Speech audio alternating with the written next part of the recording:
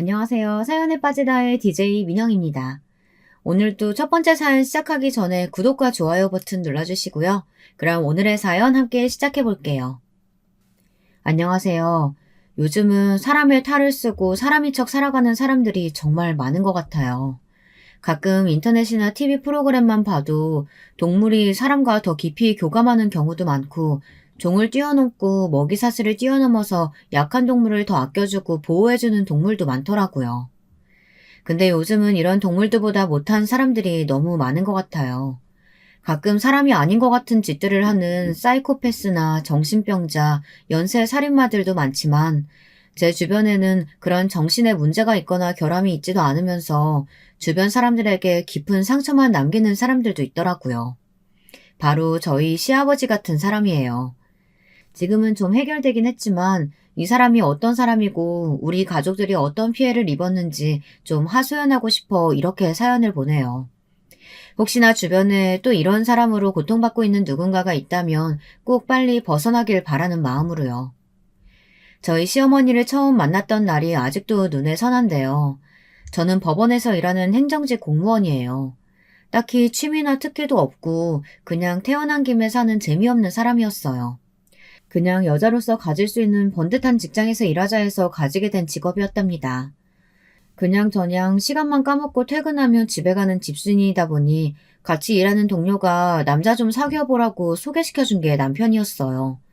잘 나가는 젊은 대학 교수라는 말에 혹해서 만났는데 다른 것보다 사람이 참 반듯하고 선했어요. 재미없는 저를 예뻐해주고 저를 보고 계속 웃어줘서 이 사람이 나한테 뭐 바라는 거 있나 싶었습니다. 저는 그렇게 예쁘지도 않고 부자도 아닌데 왜 이러지 했거든요.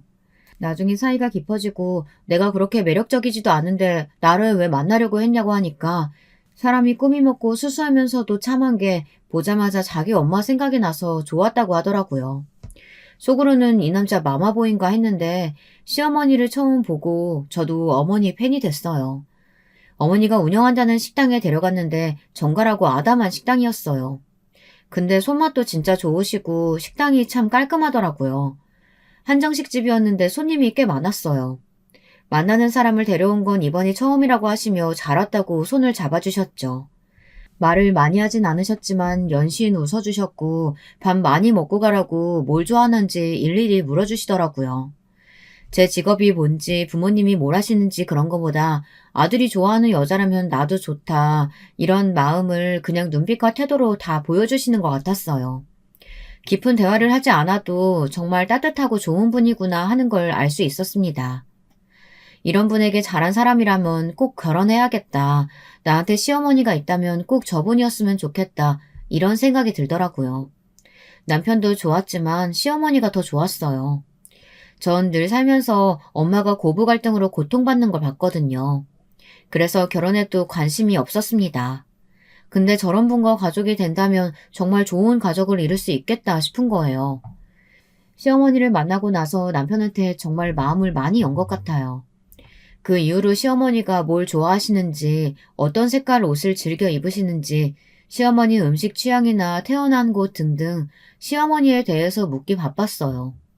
하루는 남편이 토라져서 아니 아영 씨는 맨날 우리 엄마한테만 관심 있고 나에 대해서는 그렇게 궁금해하거나 물어보지 않잖아요. 나 정말 서운해요. 우리 식당 갔다 온 이후로 완전 변했어요. 준규 씨, 내가 먼저 이런 말해서 미안하지만 우리 결혼할래요? 원래 준규 씨를 보고 좋은 사람이라고 생각했지만 시어머니 보고 정말 확신을 얻었어요. 시어머니 같은 분께 길러진 아들이라면 정말 믿을 수 있겠다는 생각도 들었고요. 가족이 되고 싶다는 생각이 들었어요. 어머니가 너무 좋으세요. 남편은 좀 많이 놀란 눈치였어요. 우리가 만난 지 3개월이 조금 넘은 시기였거든요. 아, 내가 좋아서 결혼하겠다는 말 맞는 거죠? 당연하죠. 이리 와요. 남편이 다가오자 저는 옷깃을 끌어당겨서 남편한테 키스를 갈겨버렸어요. 남편이 놀라서 눈을 바르르 떨다가 이내 스르륵 눈을 감더라고요. 후에 남편이 말하길 이렇게 박력 있고 자기와 결혼을 적극적으로 원하는 여자가 이번 생에 또 있을까 싶어서 결혼했대요. 웃기지만 그날의 그 키스에 반하기도 했고요. 그렇게 급하게 결혼 준비를 하다가 갑자기 시아버지를 못 봤다는 생각이 그제야 들더라고요. 그래서 시아버님에 대해 물었더니 남편 얼굴이 갑자기 어두워지더라고요. 오래전에 집을 나가셨는데 연락이 끊긴 지는 한 20년이 좀 넘은 것 같아. 근데 찾고 싶지도 않아서 가족들이 다들 안 찾았었고, 돌아가시면 어디서든 연락 오지 않을까 싶어. 그 인간은 말하고 싶지도 않아.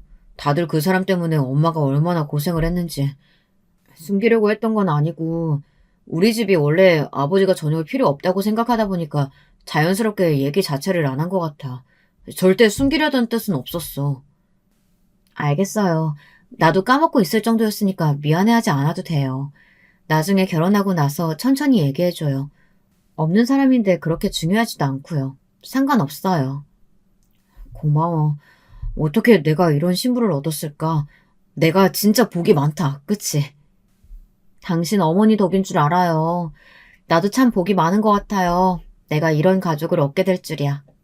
실감이 잘 안 나는데 정말 좋아요. 고마워요. 서로를 고마워하고 좋아하는 남편을 만나고 정말 덕이 있으신 우리 시어머니를 만나서 진짜 행복하더라고요. 남편이랑 같이 다니는 것도 좋았지만 시간 나면 시어머니 같이 모시고 운동도 가고 산책도 가는 게 일상의 소소한 행복이 되더라고요. 시어머니는 자기 자식처럼 저를 아껴주시고 챙겨주셨어요. 지나가는 말로 예쁘다 하거나 저거 맛있겠다 했던 것들도 다 사주시거나 챙겨주셨어요. 아, 그리고 남편의 동생들에 대해서 얘기하는 걸 잊었네요. 남편 밑에는 2명의 남동생들이 있어요. 이 집안 남자들은 공부하는 걸 어찌나 좋아하는지 분야는 달라도 다 한 가지씩 집착적으로 파서 다 대학 교수가 됐더라고요.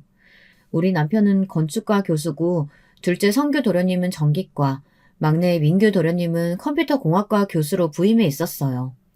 대체 아들 셋을 어떻게 이렇게 반듯하게 키우신 건지 비법을 알고 싶을 정도였어요. 제가 결혼한 이후로 시어머니를 모시고 자주 놀러도 가고 외식도 여행도 자주 가고 하니까 도련님들이 계속 질투를 하더니 만나는 여자가 생겼다고 하며 여자들을 집에 데려오더라고요. 성규 도련님은 같은 대학 교수를 데려오고 민규 도련님은 엘리트 은행원 아가씨를 데려왔더라고요. 둘 다 데려오고 얼마 안 돼서 결혼을 했어요.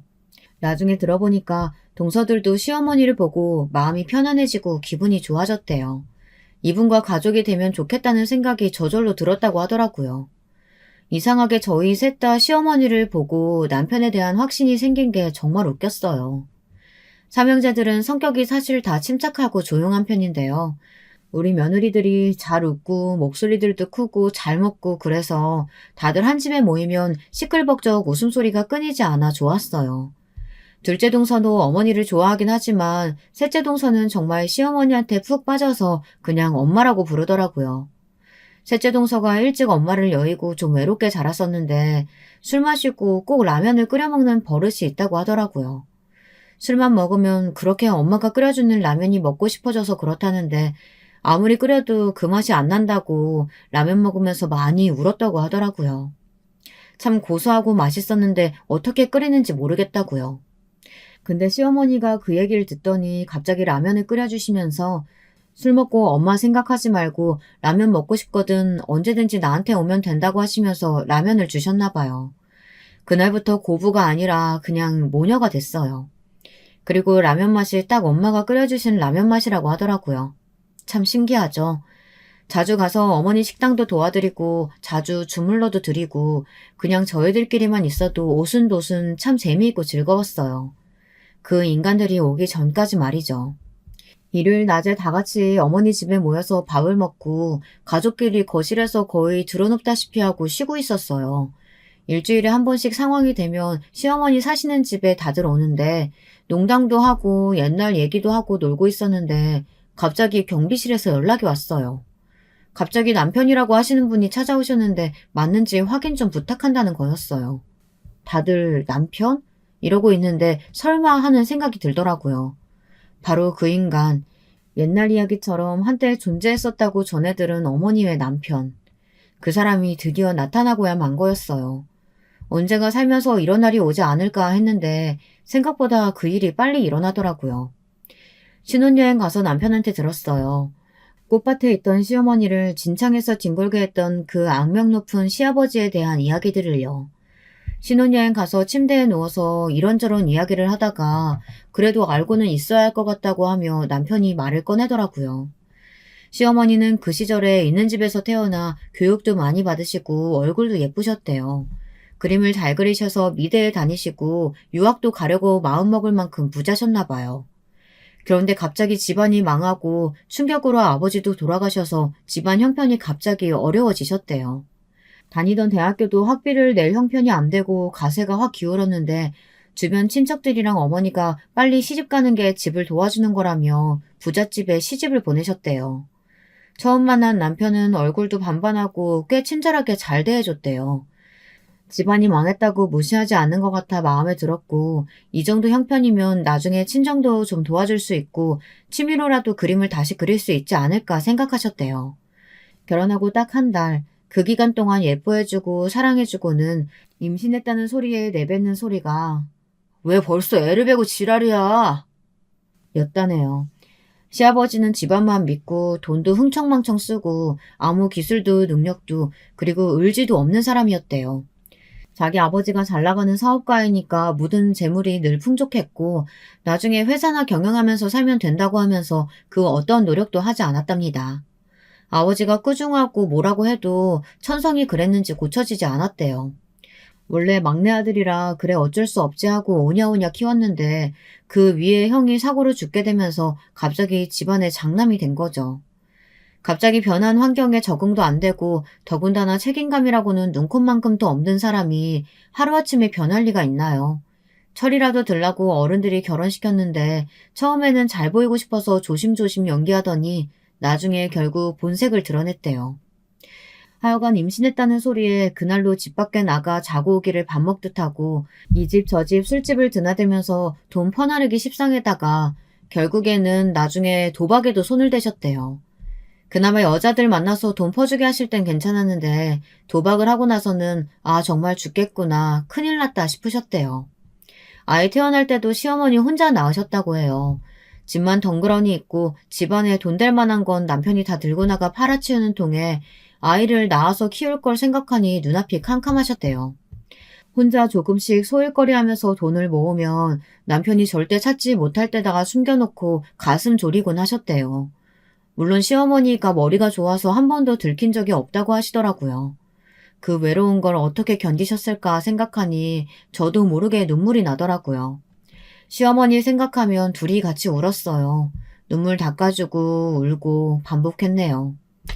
만삭이 됐을 때 몇 달 만에 집에 찾아와서는 쓱 한번 보더니 돈 될 만한 걸 찾아서 가져가고 또 가져가고 친척들이 삼형제 돌 때마다 돈 모아서 금반지를 선물해 줬었는데 받았던 것도 다 가져가 버리고 남는 게 없었대요. 애를 셋이나 만들었지만 애들 이름 한번 지어준 적이 없었다네요. 임신해서 울다가 맨날 밤하늘의 별들을 바라보며 소원을 비셨대요. 남편 복은 없지만 자식 복만큼은 내려주세요. 이 아이들이랑 꼭 행복하게 잘 지낼 수 있도록 해주세요. 이런 소원을 빌어서 삼형제 이름에 다 별규자가 붙은 거라고 하셨는데요. 하지만 엄마는 강하잖아요. 이대로는 도저히 안 되겠다 싶으셨대요. 계속 집에 와서 이것저것 다 팔아대는 통에 당장 생활비도 없을 지경이라 남편이 잘 모르는 얼마 남지 않는 전답이랑 시골집 문서가 있었대요. 빠르게 팔아서 삼형제 데리고 이사를 가셨대요. 어차피 집에 제대로 들어오지도 않는 남편이니까요. 애는 셋이나 되는데 어찌해야 할지 너무 막막하셨대요. 원래 살던 집에서 가장 반대 방향인 지역으로 무작정 가서 여인숙의 방을 하나 잡고 당시 5살이었던 남편한테 둘째 동생 좀 보라고 하고 막내는 없고 일을 구하러 다니셨대요. 아직 막내가 젖을 먹을 때라 떼놓을 수가 없어서 그러셨다는데 봄이었지만 아직 추운 날씨에 애를 꽁꽁 둘러매고 일을 구하러 다니셨다네요. 한 3시간쯤 낯선 그 동네를 빙빙 돌다가 마침 어떤 식당에서 일하는 아줌마를 구하는 걸 보시고 식당에 들어가셨대요. 맛있는 된장찌개 냄새가 나는데 순간 아무것도 안 먹었다는 생각이 들어 된장찌개에 정식을 하나 시키셨대요. 밥이라도 좀 먹어야 아기 젖이라도 먹이겠다 했는데 너무 오래간만에 먹는 제대로 된 밥이셨대요. 식당을 살펴보니 크기도 크고 화장실을 갔다가 오는데 작은 창고 같은 방이 하나 보이셨대요. 혹시 여기 주방 일할 아줌마 구하시지 않느냐고 열심히 일하겠다고 사정사정해서 그 식당 안에 딸린 방에서 살 수 있게 해주셨대요. 처음에는 그 부부도 정말 난감하셨나 봐요. 사모님 건강이 안 좋아지셔서 안 그래도 주방 아줌마를 구하긴 했는데 나이도 그리 있어 보이지 않는 몸 한 푼도 얼마 되지 않은 것 같은 모습에 애가 3명이나 있다고 하고 식당에서 살겠다고 하니까 걱정이 안 될 수가 없으셨대요. 근데 사정 설명하고 애들 얼굴 보여주니 마음이 너무 쓰여서 같이 방도 쓸 수 있게 해주시고 간단하게 씻을 수 있게 수리도 해주셨대요. 생활하는 데는 불편했지만 식당 주인 부부도 인자한 분들이셔서 돌아가면서 애들도 한 번씩 봐주시고 일하는 중간에 애들 밥도 먹일 수 있어서 그 상황에 그만한 곳이 없으셨다고 해요. 거기서 남편이 13살이 될 때까지 자랐대요. 조금 지나니까 아들이 다들 무럭무럭 커서 따로 방을 얻으셨다고 합니다. 그런데 시어머니가 그 식당에서 일하고 나서 손님도 많이 오고 맛집으로 소문이 나서 주인 부부가 돈을 많이 벌었나 봐요. 그 부부 아들이 미국에 취업을 해서 정착하기로 했는데 부모님이랑 같이 가고 싶어 했다나 봐요. 그래서 싼값에 시어머니께 식당을 양도해서 그렇게 그 식당 주인이 되셨대요. 거기서 차곡차곡 돈을 모아서 새 아들 대학에 교수까지 만드신 거죠. 가게 터가 좋아서 그랬을까요? 참 운이 좋았지만 그만큼 노력하고 애쓰셔서 그 자리에 갈 때까지 얼마나 눈물을 많이 흘리셨을까요? 젊은 여자 몸으로 식당에서 일하며 남자의 셋을 키우기란 정말 눈물 나는 하루하루였을 것 같아요. 이 아들 셋은 엄마를 전혀 속썩이지 않고 다행히 너무 잘 자라줘서 시어머니는 늘 고맙고 감사한 마음으로 사셨대요. 늘 고마워하는 엄마를 보며 자라서 자기도 늘 작은 일에도 감사하면서 살았다고 하네요. 무엇보다 엄마가 있어서 늘 감사했다고 하더라고요. 그런데 엄마를 내가 좋아해줘서 처음엔 정말 감동이었대요. 자기 엄마가 너무 좋다고 하는 말에 더 반했다고 하더라고요.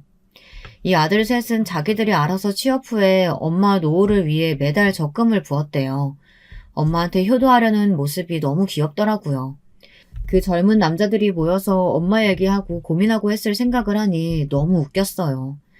다 말은 안 하지만 그동안 엄마와 같이 그 고생을 묵묵히 해왔을 이 장남을 보니까 너무 대견했어요. 또 시아버지를 닮지 않은 삼형제가 정말 고맙기도 했고요. 그런데 이런 행복하고 즐거운 우리 집에 웬 시아버지라는 불청객이라뇨. 근데 너무나 충격적이게도 시아버지는 혼자 오지 않으셨더라고요. 세상에 당신보다 20살은 어려 보이는 여자를 옆에 끼고 나타나셨더라고요.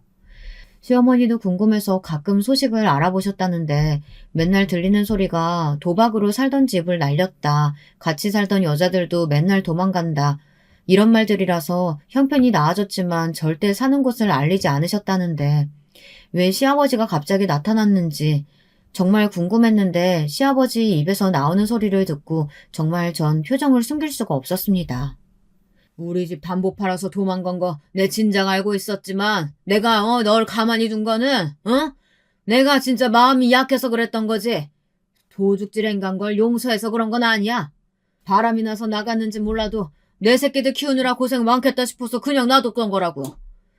근데 이제는 그 돈을 갚을 때가 된 것 같아서 왔네. 내가 손가락 운동 좀 하다 보니까 돈이 필요해서 말이야. 그리고 우리 애란이 데리고 다닐 가방도 하나 사줘야 하고 말이야. 더도 덜도 말고 우리 애란이랑 같이 살 집 한 채 구해주고 달달이 150만 원씩 생활비 보내줘. 그러면 내 아무 말 없이 찌그러져 있을 테니까. 강남에 있는 집으로다가 말이야. 그리고 집 구해주기 전까지는 한 발자국도 못 나가니까 그렇게 알고. 다들 너무 놀라서 어안이 벙벙했어요. 막내 도련님이 이렇게 말하더라고요. 누구세요? 저희는 아버지가 없습니다. 나가주세요. 본 적도 들은 적도 없는 분 같은데 나가주세요. 뭐? 아버지가 없어? 너는 뭐 하늘에서 떨어졌냐? 어디서 애비 없이 자란 티를 내고 있어? 저도 아버지 없이 산 지 20년이 넘었습니다. 얼굴도 오늘 처음 보는 것 같은데 대체 누구십니까? 저는 어렸을 때부터 아버지 없이 자랐고 앞으로도 그럴 겁니다. 가세요. 그리고 양심이 있어야지. 20, 30년 만에 갑자기 나타나서는 저런 여자를 데리고 나타나다뇨. 어머니가 저희 임신하셨을 때도 본체만체 하셨다더니 그러고도 남을 뿐이시네요. 이 집에서 썩 나가세요. 아니면 신고할 겁니다. 아니 오빠, 지금 오빠 아들들 나보고 저런 여자라고 한 거야? 아무리 오빠 없이 자랄게로서니 너무 버릇없다. 지금부터라도 오빠가 같이 살면서 예의 좀 가르쳐야겠어. 버르장머리가 없다, 버르장머리가. 아유, 사람들은 왜 저렇게 이기적인 걸까요? 뒤에서 듣고만 있는데도 피가 거꾸로 솟는 느낌이었어요. 저는 이 집 첫째 며느리입니다. 법원에서 일하고 있고요. 20년 넘게 집안을 살피지도 않다가 갑자기 집 마련해달라고 이렇게 불법적으로 가택농성하시면 법에 저촉될 뿐 아니라 법적 제재가 가해질 겁니다. 시어머니가 전답 팔아서 오신 걸로 아는데 그 정도 금액은 삼형제 양육비로 턱없이 부족합니다. 시어머니가 임신 후에 당신이 시어머니께 한 행동들과 위에는 시어머니가 가출할 수밖에 없는 환경을 제공했기 때문에 시어머니가 가출하신 것도 법적으로 정상 참작됩니다. 하지만 결혼 생활 동안 어떤 경제적 활동도 한 적 없고 지난 20년 동안 한 번도 양육비를 보낸 적 없으신데 그건 어떻게 하시겠어요? 애 하나 대학 졸업까지 시키는데 3억이 든대요. 3명이니까 9억이네요. 그동안 어머니께서 전액 부담하셨으니까 반이라도 내셔야죠. 거기다가 임신한 어머니 방치, 생활비 일체 주지 않았고 잦은 외도로 정신적 피해 보상까지 하셔야죠. 그리고 어머니께서 들고 가셨다는 그 땅, 그 지역 대부분 그린벨트로 묶여있는 지역이던데요. 지금도 가치로 환산해봐도 크게 이득이 없어요. 그리고 거의 30년 동안 교류도 없었고 양육도 하지 않는 부모는 자식이 부양의 의무가 없는 걸로 인정합니다. 법대로 하시면 양육비부터 지불하셔야 될 텐데 그것부터 주고 얘기하시죠. 어머니가 가져가신 전답 시골집 빼고 양육비 4억부터 주시면 달라고 하셨던 집도 상의해보겠습니다. 그리고 계속 이렇게 소란 피우시면 바로 경찰에 전화할 겁니다. 전답하라 도망간 년한테 돈 받으러 왔는데 4억을 내놓으라니 어이가 없네. 난 내 집 주기 전까진 절대 못 간다. 얘들아, 다들 너무 걱정하지 마라. 오랜만에 봤는데 언성만 높이는 것도 아닌 것 같다. 당신도 애들 자란 모습 처음 보겠네요. 얘가 큰애고 얘가 둘째, 셋째예요. 당신 없지만 나 정말 고생하면서 애새 번듯하게 다 교수로 만들었어요. 어쨌든 아버지니까 다들 인사 올리고 옆에 있는 애들은 우리 며느리들이에요. 다들 똑똑하고 참 예뻐요. 내가 남편 복은 없었지만 자식 복, 며느리 복은 있어서 이렇게 삽니다. 당신이 달라는 건 한 푼도 못 줍니다. 내가 어렵게 일군 살림이고 그때 우리 친정에서 해준 애들 돌반지, 내 폐물들 당신이 다 가져가서 다 팔아버렸던 건 기억 안 나나요? 그게 내가 팔아서 왔던 전답, 시골집보다 더 비싼 것들이었어요. 그래서 난 10원도 줄 수 없어요. 오늘 이후로 안 봤으면 좋겠네요. 다들 저녁 시간이니 저녁이나 먹고 가시고 생각 없으시면 그냥 가세요. 다들 어머니를 말렸지만 듣지를 않으셨어요. 그 오랜 세월 고생하시고 이상한 여자까지 한 명 데려온 남편한테 손수 밥을 지어주시다니 대체 어떤 마음이신 걸까요? 전 너무 놀라서 살아있는 보살님, 천사 뭐 그런 걸 보는 느낌이었어요. 막내 동서는 눈물을 훌쩍거리면서 엄마 그러지 말고 그냥 경찰 불러요. 저런 사람들 상대할 필요 없어요. 네? 굳이 저런 사람들 밥까지 차려 먹일 필요 있어요? 그냥 내쫓아버려요 엄마. 오랜만에 모였으니 밥 한 끼 정도 하는 것도 나쁘지 않아. 생각지도 못한 사람도 같이 왔지만 뭐 어쩌겠니. 원래 저런 위인인데. 혼자 오기 도저히 면이 안 서서 저랑 왔을 수도 있어. 예전엔 풍채도 있고 키도 컸었는데 지금 보니 못 먹고 살았는지 얼굴 꼴이 말이 아니더라. 밥이라도 한 끼 먹여서 보내고 싶다. 시어머니가 차려준 밥을 먹고 잠시 울컥해하는 것 같다는 생각을 한 건 제 오산이었어요. 밥이 맛이 없다며 타박을 하기 시작했고 그 여자는 한술 더 떴어요. 아니 반찬이 다 풀떼기에 생선 쪼가리밖에 없어 이거. 식당 한다더니 솜씨가 이것밖에 안 돼요? 아 진짜 입맛만 버렸네. 오빠 우리 고기 좀 먹자. 야 똑똑하신 첫째 며느리 가서 고기 좀 내와라. 우리 애란이가 고기 먹고 싶다잖냐? 빨리! 그렇게 원하시면 드세요 고기. 피가 뚝뚝 떨어지는 생고기를 그냥 상 위에 올렸어요. 막내 동서는 그걸 보고 장난꾸러기처럼 막 웃더라고요. 화가 난 시아버지는 노발대발했고 그걸 본 시어머니는 일어나서 또 고기를 볶으려고 하시더라고요. 한쪽에서는 고기 달라고 난리고 우린 시어머니를 말리느라 난리였어요. 밥 먹으면 가라고 했지만 애초에 돌아갈 생각이 없이 온 사람들이라 밥을 먹어도 딩가딩가 거리며 도저히 가려고 하지 않더라고요. 정말 난감했습니다. 이 진상들을 어떻게 해야 할까요? 우리가 각자 집으로 돌아가고 나면 어머니 혼자 저 진상들을 상대해야 하는데 도저히 마음이 불편해서 안 되겠더라고요. 며느리 셋이서 일기투합해서 시어머니 댁에서 출퇴근하기로 했습니다. 어머니도 식당 출근하시고 나면 빈집에서 둘이서 자기네들 새생인 것처럼 아주 집을 더럽히고 시어머니를 괴롭히려고 하더라고요. 제가 결혼 후 혼자 계실 어머니 때문에 걱정돼서 거실에 CCTV를 설치해 놓은 게 있었어요. 평소에는 어머니 프라이버시도 있으니까 그렇게 지켜보진 않았지만 지금이 기회다 싶더라고요. 또 어머니 방이랑 저희들이 쓰는 방에도 도어락을 설치했고요. 어디서 사람을 도둑년 취급하는 거야, 뭐야? 방에다가 왜 저런 걸 다는 건데, 왜? 집만 해결해주면 가겠다니까 왜 사람을 이딴 취급하는 거야? 누가 뭐 훔쳐가겠대? 훔쳐가고도 남을 것처럼 보여서요. 저희 집에 저희가 안전장치 다는데 왜 그렇게 노발대발하세요? 뜻대로 안 돼서 열받은 사람처럼. 이게 어디라고 함부로 말하는 거야? 내가 뭘 하려고 한다는 건데? 집 해주고 생활비 주면 곱게 가겠다고 하잖아. 너 예전 같았으면 내가 작은 시어머니야, 알아? 아, 상황 파악이 좀 안 되시나 본데 지금이 무슨 조선시대라도 된 줄 아시나 봐요. 그 시대에도 당신 같은 사람을 그렇게 부르잖아요. 첩년이라고. 너 나 무시하지 마. 첩도 아니고 첩년이라고? 너 두고 봐라. 오빠! 오빠! 그 소리를 듣고 달려온 시아버지가 또 객기를 부리신다고 저한테 달려드시더라고요. 제 뺨을 때리려고 하셨는데 제가 살짝 피했더니 더 열받아서 더 힘을 세게 실으시더라고요. 이거 살짝 맞을까 싶은 생각이 갑자기 들더라고요. 연기 한번 제대로 해봐야겠다. 제가 요령 있게 맞고 쓰러졌는데 마침 들어오신 시어머니가 그 광경을 보신 거예요. 저는 CCTV에 찍혀 있을 거니까 분리할 때 써먹어야지 했는데 제가 맞는 걸 보고 시어머니가 완전 화가 나신 거죠. 이게 대체 뭐 하는 짓들이야? 당신이 뭔데 얘를 때려? 나도 귀에서 꾸중 한번 안 한 내 며느리한테 당신이 뭔데 이 짓거리야? 어딜 손을 대? 당장 나가. 저 여자 데리고 당장 나가라고! 놀란 건 저였어요. 어머니가 저렇게 큰 목소리로 소리를 지르는 것도 처음이었고 엄청난 괴력으로 그 두 사람 짐가방을 집 밖으로 다 내던지고 떠밀며 내쫓아 버리셨거든요. 어머니는 씩씩거리시다 저를 안고 펑펑 우셨어요. 괜찮냐고 하시며 연신 제 얼굴을 잡고 미안하시다고 우시더라고요. 요령있게 살짝 맞았는데 어머니께서 우시니까 저도 눈물이 나서 한참을 같이 울었습니다.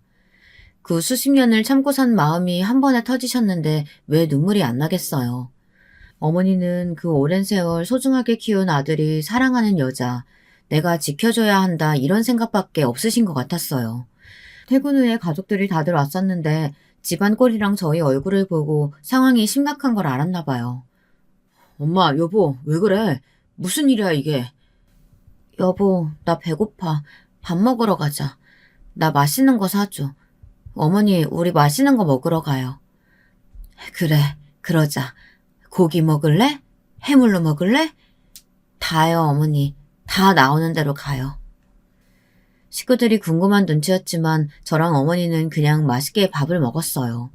근데 안 숨겨지잖아요. 눈은 퉁퉁 부었지 목소리들은 또 잠기고 코맹맹이 소리들이 나고 있으니까요. 식사 내내 궁금해하다가 식사가 끝나고 나서 바로 물어보더라고요. 사실 그대로 얘기했더니 다들 난리가 났어요. 씩씩거리고 답답해하면서 가슴도 치고요. 근데 아무리 생각해도 이 둘이 순순히 물러날 사람들이 아니었기 때문에 대책을 세워야 한다는 말이 나왔어요. 어쨌든 어머니가 전답을 훔쳐서 나오셨고 그게 지금 가치로 하면 가격이 클 거라고 생각했죠. 팔았던 전답이 제가 말했던 대로 그린벨트 지역이어서 지금 경제적 가치가 그렇게 높지 않더라고요. 지금 금액으로 보면 다 합해서 8천만 원 정도밖에 안 됐어요. 어떻게 하면 좋을까 다들 머리를 맞대고 의논했어요. 어머니는 이마저도 미안해 하셨고요. 당신이 변변치 못해서 다들 이런 군이나 하게 만들었다고요. 하지만 우리 며느리들도 마찬가지고 아들들도 그렇고 이제는 어머니가 행복하셨으면 좋겠다는 생각뿐이었거든요. 아니나 다를까 그 진상들은 또 쳐들어왔어요. 결국은 갈 곳도 없고 돈도 없다 보니 더 독하게 마음먹고 쳐들어온 것 같아요. 우선 둘이 있으라고 하고 집안에 있는 어머니 귀한 물건들은 챙기시라고 하고 제 결혼 반지랑 가지고 있던 골드바 하나를 어머니 옷장에 넣어두고 나왔어요. 남편이 알고 많이 놀랐는데 대화를 낚으려면 어쩔 수 없다고 했죠. 어머니는 당분간 저희 집에서 지내시라고 했어요. 어머니는 천성이 부지런하셔서 식당에서 마치고 오셔서 늘 저희한테 맛있는 저녁을 차려주시고 또 그것도 부족해서 따로 장도 봐와주시고 집안 청소도 살펴주셨어요. 저도 일하는 사람이다 보니 집안 살피는 게 부족할 때가 많았는데 시어머니랑 며느리 사이가 아니라 어머니랑 딸같이 대해주셔서 정말 감사했어요. 돌아가는 길에 어머니한테 드릴 꽃바구니를 샀어요. 오래 두고 보시라고 화분 대신 바구니를 샀죠. 받으시고 얼마나 좋아하시던지 아들들만 있어서 이런 걸 몇 번 받아본 적이 없었는데 꽃이 꼭 너처럼 예쁘다고 하시더라고요. 그 집에 잠시나마 혼자 사시게 해서 너무 죄송한 거예요. 이런 시어머니면 저는 10명도 더 모실 수 있겠다는 생각이 들었어요. 어머니는 힘드실 수 있겠지만 제가 제 친정 엄마처럼 모시고 살아야지 하는 생각이 들더라고요. 남편한테 얘기했더니 진심이냐고 묻더라고요. 그렇다고 하니까 저를 꼭 안아줬어요. 늘 어머니 혼자 계신 게 마음에 걸렸었는데 어머니가 아무리 좋아도 합가는 불편해할 수 있겠다 생각해서 말을 못했대요. 나중에 둘째, 셋째 동서들에게 얘기했는데 둘 다 난리가 난 거예요. 안 그래도 저랑 어머니 사이가 질투났었는데 큰 집 합가만 하는 건 안 된다고 자기들도 같이 살겠대요. 동서들이 너무 귀여웠어요. 하여튼 이 진상들은 작당 모의를 해서 다시 쳐들어왔는데 있는 가족들은 다 나가버리고 자기 둘만 있으니까 황당했겠죠. 어떻게든 뭐라도 해서 돈을 뜯어내려고 했는데 아무도 오지 않고 집에 와서 밥 챙겨주는 사람도 없고 청소하는 사람도 없으니까 집이 사람 사는 꼴이 아니었겠죠. 냄새도 나고 쓰레기도 제대로 안 버리고 집 안에 있으면 냄새 난다고 문 밖에 세워두고 그랬나 봐요. 아파트 분여회에서 벨을 울고 찾아갔다가 집 상태를 보고 놀라고 안에서 살고 있는 두 사람을 보고 또 놀란 거예요. 시어머니한테 전화해서 사정을 물어보고 분여회장님이 극대노를 하셨어요. 아파트 분여회장님 기가 정말 세시거든요. 그렇지 않아도 저희 어머니를 좋아하셔서 사이좋게 지내시고 언니 동생 하셨었는데요. 시어머니 얘기 듣고 정말 머리 끝까지 화가 나셨대요. 벨 누르고 찾아가셔서 어디 상간녀 주제에 집주인인 척하고 들어앉아서 우리 아파트 급을 떨어뜨리느냐고 엄청 뭐라고 하셨나 봐요. 그리고 혼자 안 가시고 아파트 아줌마들을 데리고 우르르 가셔서 완전 혼쭐을 내시고 당장 나가라고 난리를 치셨던 거죠. 그들은 정신이 탈탈 털려가지고 숨소리도 안 내고 집 안에 있었대요. 그 이후로 3일을 더 가서 행패를 부려주셨대요. 그 여자가 도저히 못 참겠다고 자기가 먼저 나가 있을 테니 빨리 해결하고 연락 달라고 하며 먼저 짐 들고 나가버렸대요. 그래도 그 여자가 있어서 큰 소리 치고 있었는데 여자가 먼저 나가버리니까 시아버지 혼자 어떡하겠어요. 또 어떻게 알았는지 이번에는 시어머니 가게 앞으로 찾아왔어요. 가게에 와서 큰 소리 치고 밥 시키고 많이 먹었으면서 맛없어서 못 먹겠다고 난리를 친 거예요. 시어머니는 그냥 못 본 척 하셨대요. 가게 단골들도 너무 자주 오고 너무 맛있는 집인데 웬 아저씨가 밥이 맛이 없다고 하며 돈도 안 내겠다고 하니까 너무 열받으셔서 대신 신고를 해주셨어요. 설마 그렇게까지 하겠어 하셨던 시아버지는 완전 놀라신 거죠. 무전 취식에 기물 파손에 시어머니 보고 도둑년이라고 욕까지 하셔서 명예훼손에 뭐 난리가 난 거였어요. 돈 없다고 절대 못 물러주신다고 버티시다가 그럼 합의 안 하시고 감옥 가신다는 거냐고 하시더라고요. 가족끼리 무슨 그렇게까지 하느냐고 하셨었는데 30년 넘게 연락 안 되던 사람이 가족이 맞느냐면서 시어머니가 배상하라고 하셨다더라고요. 속으로 완전 고소했어요. 결국 우기는데 우리는 가족이 아니라고 하고 시아버지는 절대 못 물러준다고 합의 없다고 해서 결국 구류가 되셨어요. 한 달 좀 못 돼서 그 상간녀도 잡혀왔더라고요. 제가 쳐놓은 덫에 걸렸거든요. 세상에 결국 제 결혼 반지랑 골드바를 챙겨서 시아버지도 모르게 먼저 나른 거였어요. 머리가 나쁜 건진 몰라도 금은방에 내다 팔았다가 제가 미리 신고해둔 덕분에 걸린 거였죠. 결혼 반지를 잃어버릴 수도 있었지만 돈 모아서 사면 그만인 반지인데 더 중요한 데 쓰자 생각했어요. 또 합의 없으므로 그분은 아예 절도죄가 성립되어 징역 3년을 받으셨어요. 저것들이 꾸민 거다. 나를 잡아가려고 일부러 내 가방에 몰래 넣어둔 거다. 별의별 소리를 다 하다가 제가 제출한 CCTV 영상을 보더니 사는 게 너무 힘들어서 그랬네 어쨌네. 그러다가 법정 기만죄까지 포함돼서 형이 좀 더 길어졌어요. 부디 반성하고 나왔으면 하는 생각이 들더라고요. 남편은 결혼 반지 그거 팔자고 하면서 더 예쁜 디자인으로 새로 사줬어요. 그리고 돌아온 결혼 반지를 팔고 어머니 예쁜 반지를 하나 해드릴까 싶더라고요. 결혼 반지도 그 망할 시아버지가 다 팔아버려서 평생 안 하고 사셨는데 저희가 하나 모셔드리고 싶더라고요. 저희가 반지 모신다니까 둘째가 목걸이, 셋째는 팔찌 모셔드리겠다고 하며 아예 세트로 다 돈 모아서 샀어요. 이런 것도 같이 하니까 정말 재밌더라고요. 시어머니는 선물로 받고 한참 동안 말이 없으셨어요. 정말 고맙다고 하시고 가지고 방에 들어가셔서 나오지를 않으시더라고요. 그 다음날 뵈니까 곱게 하시고 나오셨는데 어머니께 참 잘 어울리더라고요. 그리고 저희 보고 다 공주님, 왕장님들 오셨냐면서 내가 그 아름답다는 이 나라의 왕비마마랍니다. 이러며 목걸이랑 팔찌, 반지를 자랑하시는데 한참을 웃었습니다. 어머니가 그렇게 장난치고 웃으시는 거 진짜 처음 봤던 것 같아요. 둘째 동서가 어머니한테 정말 잘 어울리신다고 하면서 다음에 또 같이 돈 모아서 다른 보석 세트를 사드릴 테니 건강하게 오래오래 살아달라고 하더라고요. 둘째 동서는 원래 감정 표현이 많이 서툰 사람이에요. 엄한 교육자 집안에서 자라서 뭘 하더라도 타의 모범이 돼야 한다고 들어서 어렸을 때부터 감정을 잘 보이지 않고 컸는데 나중에는 그게 습관이 돼서 늘 같은 표정, 같은 얼굴로 다녔어요. 둘째 서방님은 그걸 보고 우리 엄마 같은 사람이구나 생각했대요.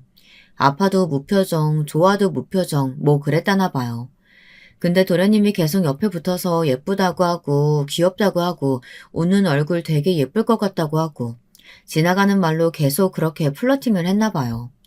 처음에는 그냥 듣고 말았는데 계속 반복되니까 자기도 모르게 그 모습에 웃고 있는 자신을 발견했대요. 표정이 밝아지고 나서 강의할 때도 재밌어지고 학생들한테도 조금씩 원래 좋아했던 유머나 농담도 하고 그랬었는데 무뚝뚝한 표정으로 지나가듯이 농담하니까 학생들이 더 웃겨서 수업 분위기도 좋아지고 다 같이 아재 개그 하나씩 1시간마다 발표하기도 하고 하면서 학생들이 수업 태도도 정말 좋아졌대요. 둘째 동서는 서방님한테 저한테 왜 계속 그런 말들을 하시는지 모르겠지만 제가 덕분에 좀 더 자신감도 생기고 밝아진 것 같다고 감사하다고 했대요. 서방님은 그럼 저한테 밥 사주세요 그랬는데 피할 줄 알았던 동서가 10번 사겠다고 하는 바람에 밥도 먹고 술도 먹고 하다가 사귀게 됐대요. 알고 보니까 은근 애교도 많고 사랑둥이였는데 그걸 알아봐준 것도 서방님이 유일해서 그게 정말 좋았대요. 그렇게 만나다가 결혼에 꼴이냈다는데 아직도 둘이서 깨가 쏟아지는 것 같아요. 그렇게 무덤덤할 줄만 알았던 동서가 어머니께 오래오래 같이 살자고 하니 너무 감동적이었어요. 그래 고맙다 아가 하시는데 질투할 줄 알았던 셋째 동서가 옆에서 보고 한참을 울고 있더라고요. 너무 보기 좋다고 하면서 이런 집안에 들어와서 정말 감사하다고 하더라고요. 다들 기분 좋은 날이라서 외식하고 오랜만에 시어머니 집에서 웃으면서 대화 삼매경에 빠졌던 그때 갑자기 초인종이 울렸어요. 뭔가 찝찝하고 불안했는데 구류되었던 시아버지가 풀려났는데 이번엔 또 다른 여자를 데려왔더라고요. 저번보다 더 젊고 독해 보이는 여자였어요. 아우 진짜 능력도 좋으셔. 속으로 이렇게 생각했지만 대체 왜 저런 젊은 여자들이 시아버지 옆에 붙어 저러는지 참... 다 돈 때문이겠죠. 또 밥을 내놓으라고 하고 똑같은 레파토리가 시작됐어요. 그래, 나 콩밥 먹이고 너희는 잘 먹고 잘 살고 있었겠다 이거냐? 아이고, 저 목걸이랑 귀걸이는 또 뭐야? 돼지목에 진주 건다고 뭐 달라지냐? 내 돈 갖고 날라서 지금까지 잘 먹고 잘 사면 이제는 보상을 해줘야지. 빨리 돈 갖고 오라고. 돈 갖고 오기 전에는 나 한 발자국도 못 나간다고. 경찰에 신고하려고 했는데 막내 동서가 나서더라고요. 제가 은행에 다녀서 돈을 빨리 마련할 수 있을 것 같아요. 오늘은 이만 돌아가시고 내일 저녁에 다시 오시면 돈 마련해 두겠습니다. 단 5천만 원 이상은 힘듭니다. 그딴 가격은 5천만 원도 안 되는 거였는데 하여튼 받아주시고 다음에 다시 찾아오지 않는 조건으로 드리는 겁니다. 어떻게 하시겠어요? 뭐? 5천? 누구를 병신으로 하나? 5천 가지고 먹고 떨어지라는 건데 우린 절대 그렇게 못하지. 싫으시면 5천도 못 드리니까 그런 줄 아세요. 이 집에 있거나 말거나 저희는 다 나가면 그만입니다. 우린 다들 가자고요. 은행원이라고? 그래, 솜씨 한번 보자. 5천이라고? 새애비한테 빳빳한 새 돈으로 내일 저녁 7시까지 준비해와라. 그때까진 이 집에서 못 나간다. 어머니를 모시고 우선 우리 집으로 모셨어요. 어머니는 또 한숨만 푹푹 쉬시고 걱정을 하시더라고요. 막내 동서가 다 생각이 있어서 하는 일일 텐데 걱정 마시라고 안심을 시켜드렸어요. 저는 제발 어떻게든 무사히 저 사람들과 얽히는 일 없이 평화롭게 살고 싶은 마음뿐이었어요. 다음날 저녁에 동서가 캐리어에 돈을 넣어서 왔더라고요. 빳빳한 새 돈이긴 한데 이상하게 5만원권이 아니라 만원권이어서 캐리어가 꽤 무거웠어요. 5만원권으로 신권이 모자라서 만원권으로 가져왔다고 하는데 무게가 꽤 나가더라고요. 돈을 보더니 둘 다 갑자기 표정이 바뀌어서 빨리 가져가겠다고 하더라고요. 그러기 전에 다시는 나타나지 않겠다는 각서를 달라고 하니 고민하다가 사인하고 시아버지는 신나게 나가셨어요. 그렇게 우리는 모든 게 마무리됐을 거라고 생각했는데 막내 동서 혼자 비정한 표정을 하고 있더라고요. 돈은 좀 아깝지만 그래도 이렇게 해결돼서 다행이라고 생각하고 있었는데 막내 동서가 씩 하고 웃더라고요. 돈 안 잃어버릴 거라고 하면서요. 좀 기다려보면 알 거라고 해서 우리는 궁금해하다가 말았는데 며칠 후에 경찰서에서 연락이 왔어요. 세상에, 시아버지는 크게 다쳤고 여자 혼자 캐리어를 들고 도주 중이라고 하더라고요. 알고 보니까 시아버지를 도와서 돈을 뜯어낸 그 여자는 무겁게 돈을 옮기다가 돈이 더 욕심이 났다고 해요. 지하철 계단에서 시아버지를 밀어버리고 혼자 돈을 들고 튀었다고 하더라고요. 결국 여러 군데 골절을 입으셨는데 검사하다 보니까 당뇨도 심하셔서 계속 치료를 받아야 한다고 하더라고요. 어쩐지 밥도 제대로 못 먹고 맨날 맛이 이상하다고 하던 게 몸이 아파서 그런 거였나 봅니다. 이상하게 많이 말라있더라고요. 그러면서 그 여자들은 또 어떻게 그렇게 데리고 다니신 건지. 아휴, 정말. 막내 동서는 캐리어도 금방 찾고 돈도 금방 찾을 수 있을 거라고 호언장담하길래 무슨 일인가 했어요. 돈에 일련번호가 다 저장되어 있어서 어디로 돈을 송금하거나 하면 그 추적도 가능하게 만들어 둔 거였더라고요. 게다가 일부러 옮기기 힘들라고 만원권으로 싸그리 뽑은 거라고 해서 너무 웃겼어요. 그리고 캐리어에도 추적 장치가 있어서 그 여자는 얼마 안 돼서 경찰에 잡혔다고 하더라고요. 재수없는 영감탱이라고 소리소리를 지르면서요. 자기는 일해주고 자기 몫을 챙긴 것 뿐이라고 하면서 자기는 죄가 없다고 했는데 CCTV에 자기가 밀어 떨어뜨리는 게 다 나왔는데 발뺌하다가 형량이 더 커졌다고 하더라고요.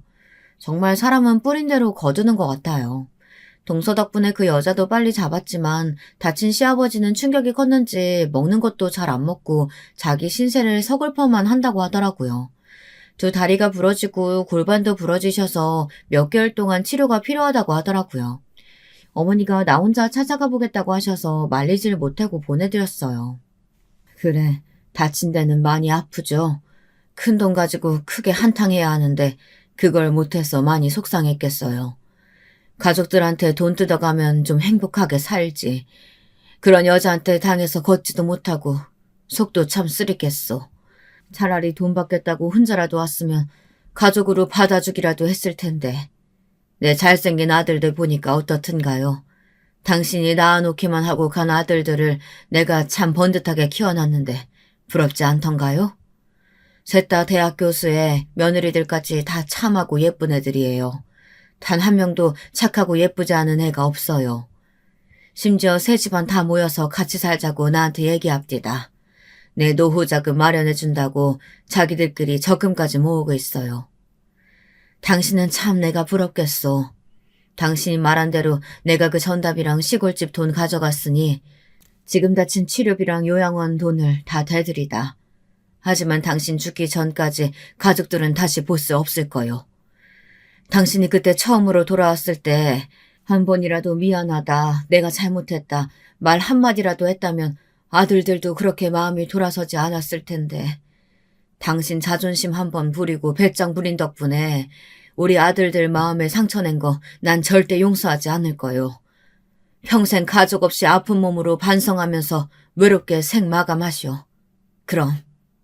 시아버지는 끝까지 한마디도 하지 않았다가 시어머니가 나가신 이후 한참을 우셨다고 간병인이 그러더라고요. 자식된 도리로 조금씩 모아서 시아버지 요양원에 모셨어요. 병원 치료비는 어머니께서 내겠다고 계속 우기셔서 어쩔 수 없이 그렇게 했고요. 오랜만에 집에 평화가 찾아왔어요. 다 같이 모여서 웃고 게임도 하고 어머니도 한참을 웃으시고 좋아하셨죠. 비록 어머니 속이 정말 어떤지 저희는 그 깊은 마음을 10분의 1도 알 수 없지만 그래도 지금 우리가 함께 웃고 있고 즐거워하고 있으니 어머니도 좀 마음이 편해지시지 않았을까 생각해요. 저는 사실 원래 딩크족으로 살려고 했었거든요. 일하면서 사는 게 좋기도 하고 오래 가지고 있던 직업에 대한 만족도가 컸어요. 이젠 눈 감고도 일하겠다 할 정도였거든요. 근데 계속 어머니를 보니까 정말 기쁘게 해드리고 싶고 저도 이제 애도 낳고 더 재미있게 살아보고 싶은 마음이 계속 들더라고요. 밤에 한껏 치장을 하고 남편을 불렀어요. 여보, 밤에 왜 화장을 하고 있어? 어디 가? 근데 오늘 너무 이쁘다. 여보, 나 당신 닮은 아들 낳고 싶어. 어머니 닮은 딸도 좋아. 우리 애기 낳자. 그게 무슨 소리야? 당신 애 낳기 싫다고 했잖아. 나도 아버지 사랑 못 받아서 아이 낳는 게 무섭다고 해서 서로 오케이 한 거였잖아. 나 생각이 바뀌었어, 여보. 일하면서 얻을 수 있는 만족감도 컸지만 이제 어머니처럼 당신 같은 아들 낳아서 잘 크는 거 보는 행복감도 알면서 살고 싶어. 우리 나이도 있으니까 빨리 애기 낳아서 어머님이랑 같이 살자. 당신 진심이야? 애 낳아서 엄마처럼 행복해지고 싶다는 게? 엄마, 할머니 만들어드리면 좋아하실 것 같아서 그런 것도 있지. 맞아. 어머니 속이 속이실까 싶기도 하고 우리한테 티 안 내시는데 혼자 외로우실까 걱정도 되고 해서 애 가지겠다고 어머니 계셔야 한다고 우겨서 합격해버릴까 싶어서. 자기야, 정말 내가 결혼을 너무 잘한 것 같아. 어디서 이런 천사가 나왔지? 나는 정말 아이 생각 없었는데 당신 보니까 막 갑자기 우리 애 한 10명은 낳고 싶다. 이리 와. 그래. 부끄러운데 나 오늘 배란일이거든. 우리 꼭 성공하자, 여보. 그날은 정말 후회 없는 밤을 보냈어요. 삼신할머니가 도와주셨는지 그날 정말 성공을 해버렸답니다. 초음파 사진을 선물 상자에 넣어서 시어머니께 보내드렸는데 오늘은 또 무슨 선물일까 하시다가 사진을 보시고 놀란 듯 저랑 남편을 번갈아 보시더라고요. 둘째랑 막내 동서도 뭐예요 어머니 하면서 궁금해하다가 박스 안에 있는 사진을 보고 손뼉을 치고 난리가 났어요. 임신한 거지? 근데 내 눈이 침침한가? 왜 2개로 보이냐? 어? 왜 이렇게 목이 메이지? 어머니, 손주들 이름 지어주세요. 손주들? 내가 잘못 본 거 아니지? 이거 그럼 쌍둥이야? 아이고 애썼다. 아이고. 나 좀 대단하지 않아? 진짜 대단하세요. 진짜 대박. 여보도 분발 좀 해요. 나도 저렇게 한 방에 여럿 낳는 게 꿈이었는데. 제가 먼저 가지면 이 집안 질서가 무너질까봐 지금 얼마나 참고 있었는데요.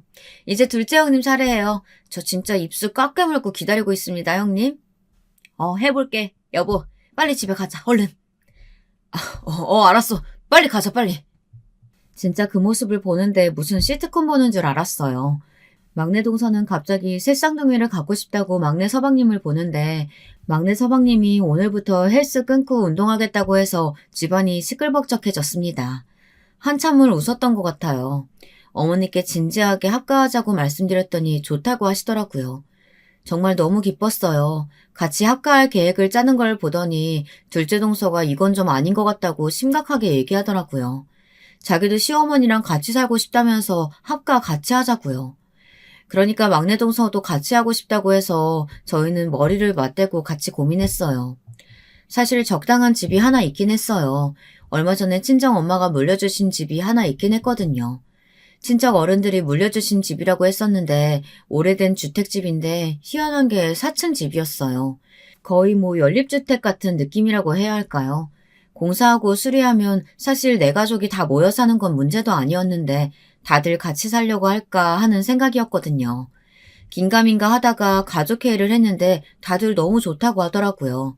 출퇴근이 좀 걸릴 텐데 괜찮겠냐고 하니까 지금 사는 데서 출근하는 데까지 30분 걸리는데 40분 되는 건 상관없다고 하기도 하고 다른 분들도 그 정도 거리면 괜찮다고 해서 급하게 공사에 들어가기 시작했어요.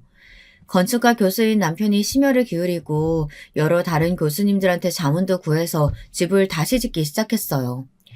공사 비용이 많이 들어갈 텐데 하고 어머니가 걱정하시면서 식당을 처분하셨다고 하시더라고요. 우리 같이 집 지으면 애들 키우느라 바쁠 텐데 식당 그만하고 우리 자체 식당 운영하면 된다고 하시며 내 새끼들 키우고 먹이는데 온 힘을 다 쓰고 가야지 하시더라고요. 듣기만 하는데도 정말 너무 감동적이었어요. 그렇게 돈을 모으고 어머니 돈도 모아 멋진 집을 지었어요. 배산 임수에 풍광도 좋고 공기도 좋은 곳에다가요. 사람들은 무슨 별장인 줄 알고 찾아왔다가 가족들이 우르르 같이 사는 거에 참 보기 좋다고 말하고 나도 그렇게 사는 게 꿈이라고 하면서 참 부럽다고들 하고 가시더라고요. 우리는 정원도 같이 꾸미고 육아도 같이 했어요. 나중에 동서들이 저보다 우리 애들을 더 잘 보더라고요. 동서들도 사이좋게 임신해서 아마 이 집에는 예쁜 애기들이 더 많이 뛰어놀게 될 것 같아요. 가끔 요양원에 있는 시아버지 얘기를 전해 듣는데 부쩍 외로워하고 병세는 점점 더 심각해지고 있다고 해요. 치료도 잘해주고 요양원 사람들이 잘 돌봐주려고 하는데 자꾸 우시고 힘들어 하신다고요. 그래도 어머니 말씀처럼 평생 했던 짓 후회하면서 생을 마무리 짓게 하는 게 어머니가 시아버지께 하는 마지막 몫이라고 하시네요. 후회하는 것만큼 힘든 게 없는 것 같아요. 마음도 많이 괴롭고 부정적인 생각들이 내 하루를 다 좀먹어 버리잖아요. 주변에 살펴보면 정말 소중한 사람들이 많죠. 내가 그 사랑을 깨닫지 못하고 있더라도 날 아껴주고 항상 챙겨주는 좋은 사람들이요. 그런 사람이 한 명도 없다면 슬퍼하지 마시고 얼른 좋은 사람을 만나셨으면 좋겠고요. 또 그런 사람이 있다면 저희 시아버지처럼 상처 주지 마시고 항상 사랑으로 아껴주고 지켜봐 주세요. 다들 그 사람들을 잃고 후회하는 삶보다 그 사람들이 있어서 빛나고 행복한 삶이 되셨으면 좋겠어요. 다들 건강하고 행복하셨으면 좋겠습니다.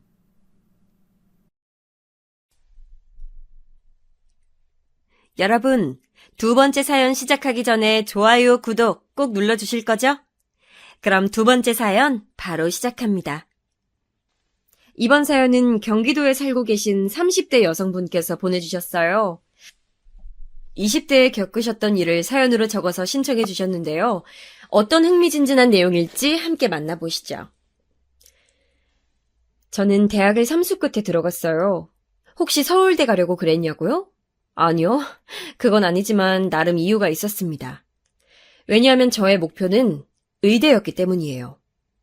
저는 엄청 잘 사는 집까지는 아니더라도 경제적인 어려움을 느껴보지 못할 정도의 수준은 되는 집에서 태어나 자랐어요. 탄탄한 직장인 공기업에 재직해오신 아빠, 그 동네에서 거의 독점하다시피 운영되어 온 피아노 학원의 원장님이셨던 엄마 덕분에 자식들이 어렵지 않게 자라났죠. 저는 위로 언니가 한 명 있어요. 참고로 언니는 재수 없이 현역으로 고려대에 들어가서 졸업하자마자 대기업으로 직행한 소위 이상적인 코스의 정석을 밟은 사람입니다. 제가 잘난 척하는 게 아니고 객관적으로 얼굴은 제가 더 나은 것 같아요. 눈이 있으니까 판별이 되죠. 그런데 얼굴은 제가 좀 더 낫지만 그 외의 모든 요소들은 언니가 저보다 월등합니다. 이건 어렸을 때부터 그랬어요. 유전자를 언니가 좋은 걸로 많이 타고났나 봐요. 그래서 사실 저는 언니 때문에 속이 애끓었던 적이 많았어요. 열등감이라고 표현될 수 있는 질투였겠죠. 언니는 공부도 잘했고 기본 머리도 좋았으며 성격까지 시원시원했는데 제가 가장 부러워했던 점은 바로 친구가 주변에 많았다는 사실입니다. 언니의 생일날이면 그 친구들이 항상 왁자지껄하게 챙겨줬고요. 겉으로만 봐선 공부하느라 친구들과 노는 건 뒷전일 것 같은데 의외로 언니가 친구들하고 잘 놀았어요. 대학에 가서도 공부와 취업 준비에 파묻혀 있기보다는 그 나이에만 누릴 수 있는 청춘의 짜릿함을 다 맛봤던 사람이 바로 저희 언니입니다. 고민 상담을 주고받는 친구도 많아 보였고 딱 얼굴만 봐도 성실하고 사람이 진실되어 보이는 남자친구들도 잘 사귀었어요. 제가 이런 점을 왜 부러워했을까요? 그건 바로 저에게는 절대 없었던 점이 바로 그것이었기 때문입니다.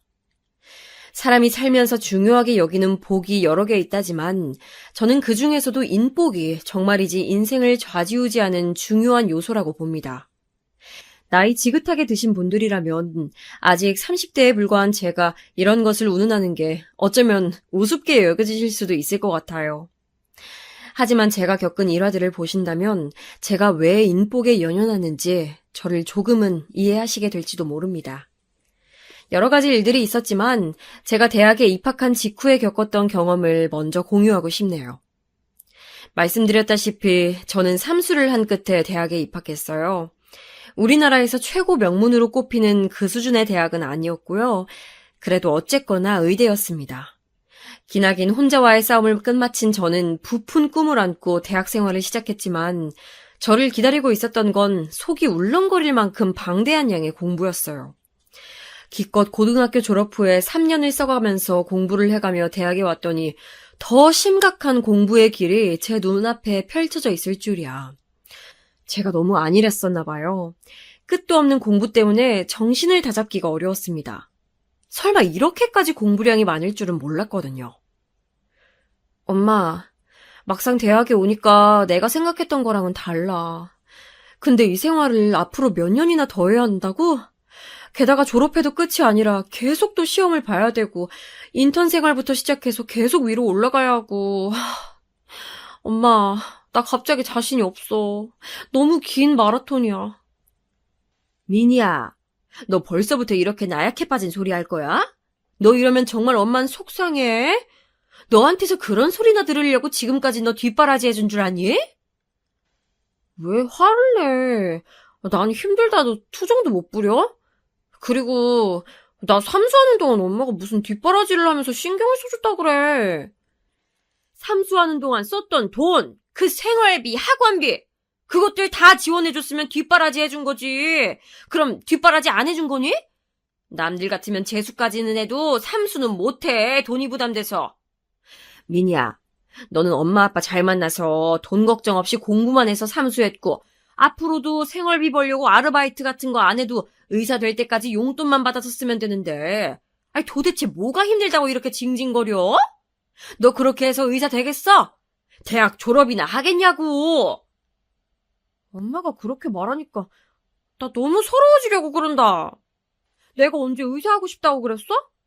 원래 언니한테 의사 되라고 그랬다가 언니가 그 말 안 듣고 그냥 다른 길 가는 바람에 목표물이 나로 변경된 것뿐이었잖아.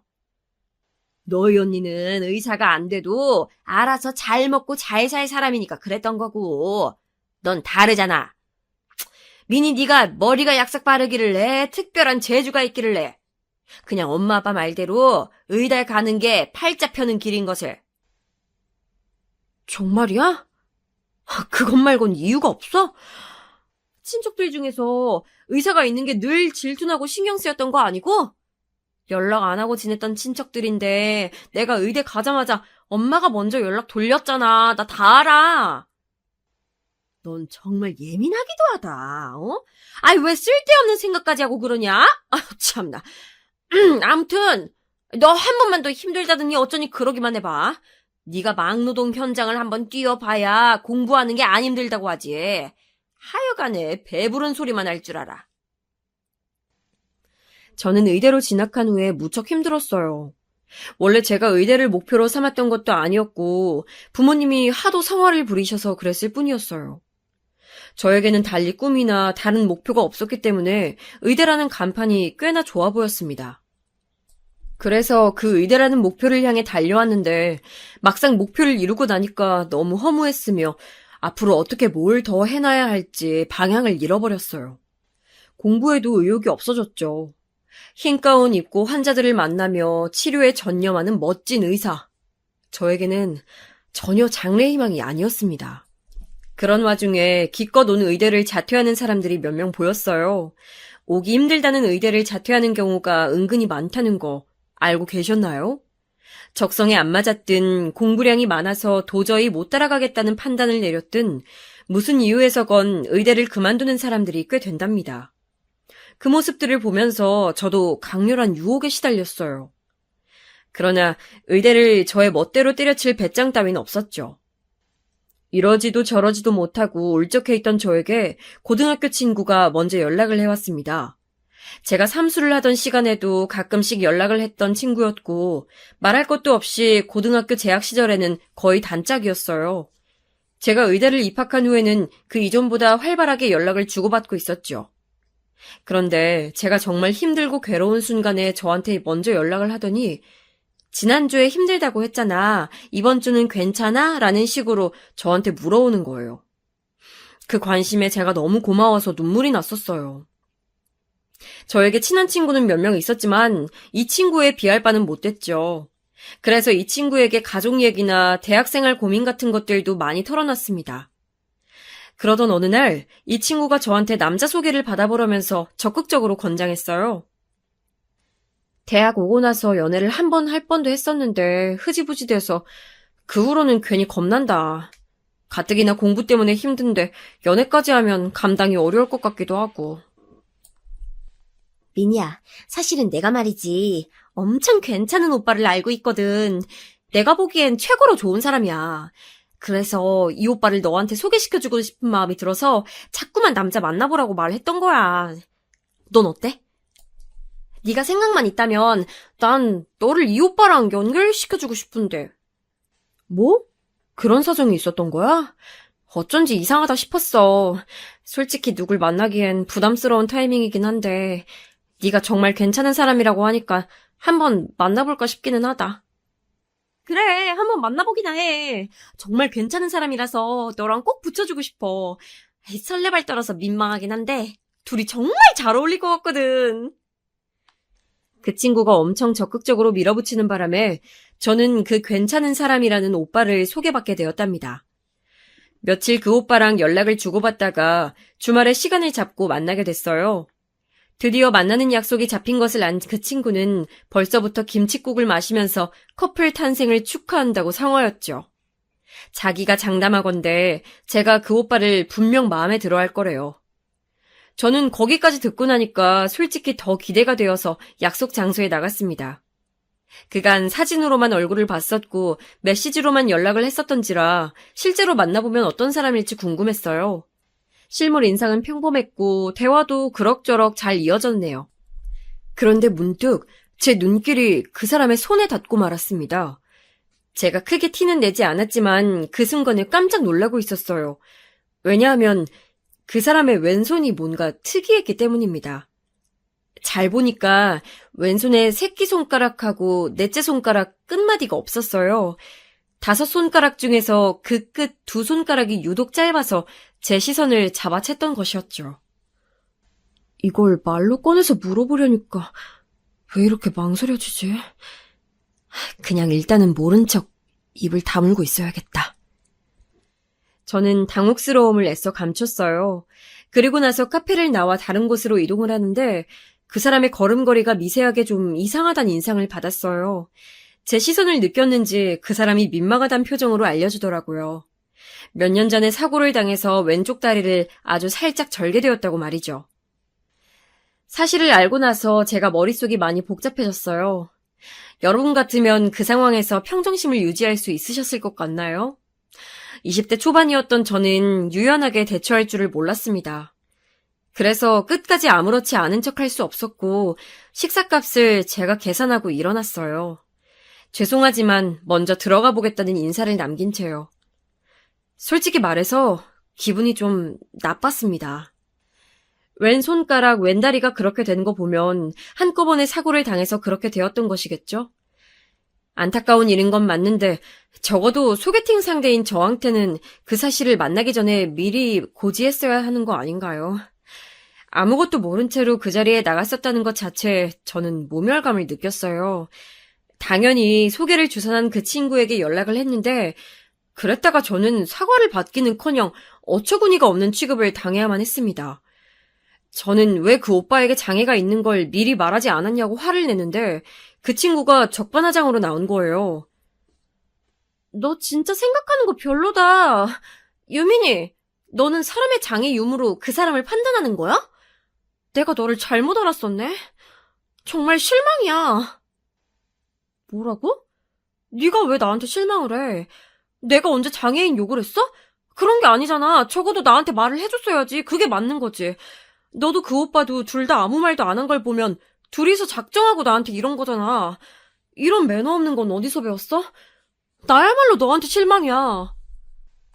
너는 예전부터 그랬어. 어려움 없이 자라서 그런지 공감 능력도 떨어졌고 매사에 건성이었지. 그래도 나는 네가 내면에 좋은 부분을 가지고 있다고 생각해서 친구해줬던 건데 장애가 있어서 싫었다고 말하면 될 거 가지고 일단 남 탓을 하는 것부터가 너는 진짜 글러먹었다. 항상 자기만 착하고 자기만 잘못 없는 줄 알지? 나는 큰맘 먹고 좋은 사람을 너한테 소개시켜줬던 건데 그런 사람 너한테 소개시켜주기로 결심하면서 내가 얼마나 많은 고민을 했을지 넌 그런 건 고려 안 해봤지? 항상 네 생각만 하니까. 나는 지금 네가 무슨 소리를 하는 건 줄 모르겠다. 그렇게 좋은 사람이면 네가 만나지 왜 나한테 굳이 소개시켜준 거야? 난 아무리 생각해도 네가 나를 위해서 이 만남을 주선해줬을 거라는 생각이 안 들어. 이것 봐. 역시 너는 남의 좋은 의도를 그대로 못 본다니까? 그러면서 남 핑계는 엄청 하지. 아, 너랑 친구 관계를 유지해온 게 솔직히 후회되려고 그런다. 네가 혹시 나랑 계속 친구하고 싶다면 그 오빠한테 먼저 사과하는 게 좋을 거야. 예의 차려서. 내가 왜 그렇게까지 해서 너랑 친구 사이를 유지해야 돼? 너는 네가 나보다 위에 있다고 아예 생각을 하고 있구나. 야, 나한텐 너 같은 친구 필요 없어. 진짜 살면서 그때처럼 화가 나본 적도 드물었어요. 정말 머리 끝까지 화가 뻗쳤고 그대로 그 친구랑은 절교를 선언했습니다. 그 친구가 저한테 미리 언질만 줬어도 일어나지 않았을 일인데 5년이 넘도록 그 친구와 웃고 떠들면서 즐겁게 지내왔던 시간들이 모두 퇴색된 것 같아서 허무했네요. 그런데 여기서 끝났다면 제가 인복의 중요성을 뼈저리게 체감하는 일까지는 없었을 거예요. 그 친구가 저랑 깔끔히 절교를 하는 것에 그쳤었다면 좋았을 텐데 저랑 공통적으로 아는 애들한테 전부 제 얘기를 해놨습니다. 그것도 사실을 왜곡해서 아주 안 좋게 말이에요. 공통적으로 친한 친구들 말고도 웬만한 고등학교 동창들에게는 전부 다 제 얘기를 돌려놨어요. 장애인을 차별하고 욕하고 그것 때문에 친구를 저버리는 희대의 못된 사람으로 저를 만들어놨더라고요. 저는 졸지에 인성 더럽고 의리 하나 없는 사람으로 전락되어 있었어요. 저는 처음에는 그 친구가 제 얘기를 그런 식으로 다 뿌려놓은 걸 몰랐기 때문에 왜 다들 제 연락을 피하는 건지 이유도 모른 채 서글퍼 했었습니다. 그런데 그 전말을 알고 나서는 진짜 충격을 크게 받았어요. 자기들끼리 제 욕을 엄청 했더라고요. 대학교에서 마주치는 모든 사람들도 오죽하면 제 눈에 곱게 보이지 않았습니다. 혹시 저 사람이 제 이야기를 알지는 않을까 하는 망상에 사로잡혀서 괴로웠죠. 그 사건 때문에 저는 새로운 친구를 사귀는 게 어려워졌으며 남자를 소개받는 일은 무조건 꺼려졌어요. 저랑은 다르게 그 친구는 발이 넓은 성격이었고 대학 입학도 저보다 일찍 했기에 사회 진출도 빠를 것이었습니다. 혹시 그 친구가 사회에 나가서 저랑 겹치는 지인이라도 만나면 또 제 얘기를 거짓으로 꾸며서 나쁘게 퍼뜨리진 않을까 이런 두려움에 저는 떨어야만 했어요. 엄마가 자꾸 저한테 나약한 소리 좀 하지 말라고 해댔었기 때문에 저는 정신적으로 허약해진 제 자신이 혐오스럽기도 했습니다. 이런 상황에서 공부가 잘 될 리는 없었어요. 자꾸 집중력이 흩어졌고 다른 생각을 하게 됐죠. 한 번 시작된 우울이 극한으로 치달아가고 있을 때 저의 일상을 구원해준 손길이 있었어요. 그건 우습게도 TV 속 아이돌 가수였습니다. 우연히 무대를 보고 나서 빠지게 됐는데 어쩌다 보니 주말에 시간을 내서 그 가수의 무대를 보러 방송국에 방청까지 가봤어요. 그 현장에서 같은 팬들을 만나서 친목도 하게 됐고요. 저한테 무대 기다리면서 먹으라고 초콜릿이나 사탕도 나눠줬고 다들 먼저 말을 걸어주더라고요. 아이돌 가수 따라다니다 보면 자동으로 성격이 굳세지는 모양이었어요. 다들 쾌활했어요. 황당하게도 저는 그렇게 점차 다시 밝아질 수 있었어요. 힘찬 기운을 가진 사람들과 연락을 주고받다 보니까 저도 점차 그렇게 되더라고요. 이래서 주변 사람을 보면 그 사람이 어떤 사람인지 알 수 있다고 하나 봐요. 그만큼 사람이란 존재는 주변의 영향을 받게 된다는 것이죠. 외향적인 활동을 슬슬 즐기게 된 저에게는 다시 고민이 한 가지 도래했습니다. 그것은 바로 제가 과연 의사를 진정으로 하고 싶으며 할 자신이 있는가 하는 문제에 대한 것이었지요. 솔직히 가슴에 손을 얹고 양심 고백을 해보았을 때 저는 의사를 하기에는 기량 미달이었습니다. 남은 관문을 모두 통과할 자신도 충분하지 못했고요. 그런데 이때 제가 연애를 시작하게 됐어요. 나이는 저보다 6살 많아서 30대로 접어든 남자였고요. 만나게 된 계기는 별거 없었어요. 스타벅스 카페에서 공부하다가 만났습니다. 저는 여느 때처럼 머리가 터질 것 같은 의학 공부 중이었고 그 남자는 노트북을 펴놓고 프로그램을 만지고 있었어요. 그 스타벅스 지점이 공부를 하거나 노트북을 하는 사람들은 한 구석에서 모여 할 수 있도록 자리가 배치되어 있었거든요. 그래서 제가 그곳에 갈 때마다 그 남자도 딱 그곳에서 작업을 하였습니다. 저도 그 남자를 진작 인식하고 있었는데 어느 날은 제가 가보니까 먼저 자리하고 있더라고요. 그런데 저한테 갑자기 말을 거는 거예요. 저기, 혹시 오늘은 괜찮으시다면 제가 음료를 사드려도 될까요? 제가 마침 스타벅스 카드에 충전해 놓은 금액이 꽤 돼서요. 네? 공짜라면 제가 사양을 안 하는 편인데. 그럼 그래도 될까요? 혹시 아메리카노 말고 다른 거 시켜도 돼요? 물론이죠. 초코 들어간 음료 좋아하시죠? 지켜봤는데 초코 좋아하시는 것 같아서요. 저한테 멋쩍은 얼굴로 그렇게 말을 하는 남자가 이상하게도 제 눈에는 꽤 귀여워 보였습니다. 여자의 눈에 남자가 잘생기거나 멋있는 게 아니라 귀여워 보이면 게임 끝난 거라고 하더라고요. 귀여워 보인다면 그걸로 이미 마음을 빼앗겼다는 증거래요. 그러니까 저는 아마 진작에 그 남자를 마음에 몰래 두고 있었나 봐요. 제가 의대생인 걸 그 남자는 눈치채고 있었다고 하면서 저한테 정말 멋있다고 말을 해줬어요. 자기는 그저 그런 대학을 나오는 바람에 은근히 학벌 콤플렉스가 있다고 하더라고요. 프로그램 만지는 일을 하는 사람이었는데 가끔 사무실 밖에서 작업을 하는 경우도 종종 있다고 했어요. 그러다가 저를 발견하게 됐고 일부러 제가 오는 요일에 맞춰서 더욱 그곳에 왔던 것이었죠. 몇 번 따로 만난 끝에 저희는 연애를 시작하게 됐어요. 처음엔 가벼운 마음이었습니다. 예전에 그 친구한테 크게 데인 이후로 저는 많은 친구들을 한꺼번에 잃어버린 속쓰린 과거가 있었으므로 모든 인간관계가 조심스러웠어요. 진지하게 사귈 생각은 없었습니다. 하지만 그 남자가 시간이 갈수록 저한테 적극적으로 구애를 해오는 통에 마음이 점차 흔들리게 됐어요. 그래서 저는 사실은 제가 의사가 되고 싶지 않다는 심정이라든지 참견쟁이 엄마 때문에 힘든 부분이나 똑부러진 언니 때문에 질투가 난다는 것 등등 제 안에 있는 이야기를 많이 털어놓게 되었던 것 같아요. 그 남자는 저의 마음을 너무나도 잘 이해해줬고 위로를 잘 건네줬어요. 아, 이런 게 바로 어른이구나. 나보다 나이 많은 남자의 매력이란 바로 이렇게 기대고 의지할 수 있는 것임을 이제 알겠어. 어느새 저는 그 남자에게 푹 빠져 있었죠. 어쩌다 보니까 제가 그 남자의 부모님께 인사를 드리러 가게 됐어요. 서로 진지한 사이는 맞았지만 미래를 약속한 것까지는 아니었는데 그때는 어떻게 상황이 맞아떨어졌었네요. 그리고 이 얼떨결에 이뤄진 만남이 운명을 바꿔놨습니다. 엄마, 이쪽은 내가 말했던 여자친구야.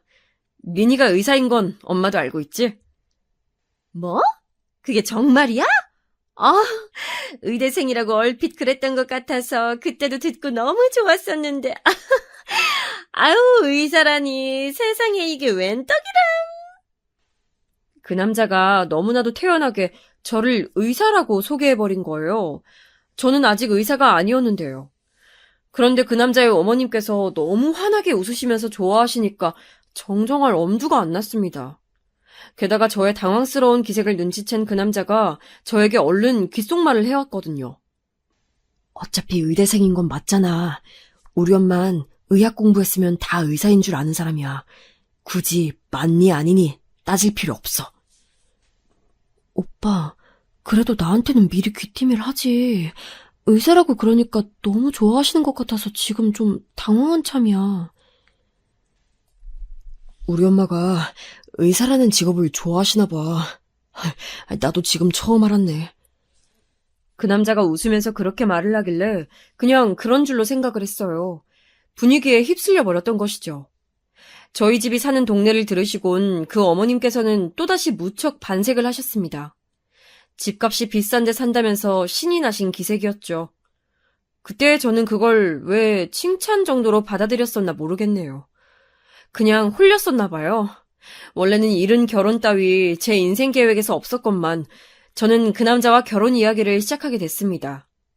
그 짧은 그 남자의 부모님과 만남을 가진 이후로 그렇게 됐어요. 그 남자가 정말 엄청나게 적극적으로 결혼 얘기를 꺼내왔었거든요. 저는 20대 후반이나 30대 초반에 결혼하고 싶다는 막연한 생각이 있었기 때문에 별로 마음이 끌리지 않았어요. 결혼하기에는 너무 이르다고 생각했죠.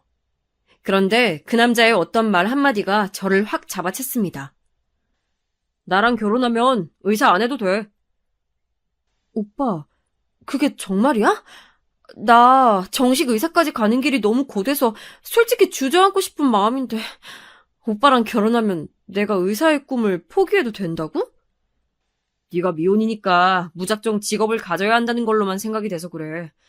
나랑 결혼만 해봐라. 결혼해서 잘 살고 있는데 굳이 의사가 되어야 할 이유가 있나 없나? 생각해보니까 논리가 그럴싸했습니다. 인생을 잘 사는 길이 굳이 의사가 되는 것에 국한되어 있지는 않았으니까요. 남편은 자기가 모아놓은 돈이 많지는 않아도 현재 직장에서 수입이 꽤 되기 때문에 제가 다른 꿈을 찾을 때까지 저 하나 먹여 살리는 건 일도 아니라고 했습니다. 점점 더 혹하게 됐어요. 무엇보다 저에게 매력적으로 보였던 사실 한 가지는 아직 언니가 미혼이라는 점이었습니다. 언니보다 더 빨리 결혼해서 멋진 결혼 생활을 해내고 싶었어요. 그래서 저는 부모님께 바로 떼를 쓰기 시작했었네요. 결혼하겠다고 말이죠. 부모님께서는 깜짝 놀라시면서 벌써 결혼은 무슨 결혼이냐며 고개를 저으셨지만 저는 포기하지 않았습니다. 해외 축구 선수들이 왜 20대 초반만 돼도 다 결혼하는 줄 알아? 안정적인 자기만의 가정을 가지고 싶어서야. 내조받으면서 운동을 하는 게 더 심리적인 안정감을 주기 때문이라고. 나도 결혼하고 나면 더 안정적으로 내 일상을 살아갈 수 있을 것 같아. 남은 과정도 더 잘 마칠 수 있고. 제가 친했던 친구와의 그 일을 겪은 이후로 너무 힘들어했다는 걸 부모님도 알고 계셨기 때문에 자꾸 안정적인 환경을 찾는 저의 심정을 조금은 이해해 주셨어요. 그리고 자식 이기는 부모 없다잖아요. 결국 저의 손을 들어주셨죠. 결혼하면서 저의 집의 부담 금액이 너무 큰 것에 놀라기도 했지만 결혼하고 나면 남편이 저를 책임져 준다고 했으니 미래를 생각하면 괜찮은 출발이라고 생각했었습니다. 제가 여러모로 헛똑똑이었네요. 어쩌다 보니 홀라당 결혼해서 우선은 같이 살기 시작했어요. 그러고 나서 몇 주 안 지났을 때의 일이었습니다. 늦은 시각에 전화가 왔길래 받아보니까 시어머니셨어요. 초반부터 저한테 말씀을 짜증스럽게 하시길래 무슨 일 있는 건가 싶었습니다. 그랬더니 황당한 사정이 있었더군요. 요즘 젊은 애들은 이래서 문제야. 아이, 결혼 전에 죄다 자기 멋대로 살아서들 그런가? 결혼하고 나서도 아주 자기 멋대로 살려고들 하네? 결혼을 했으면 개인이 아니라 집안을 위해서 살아야지.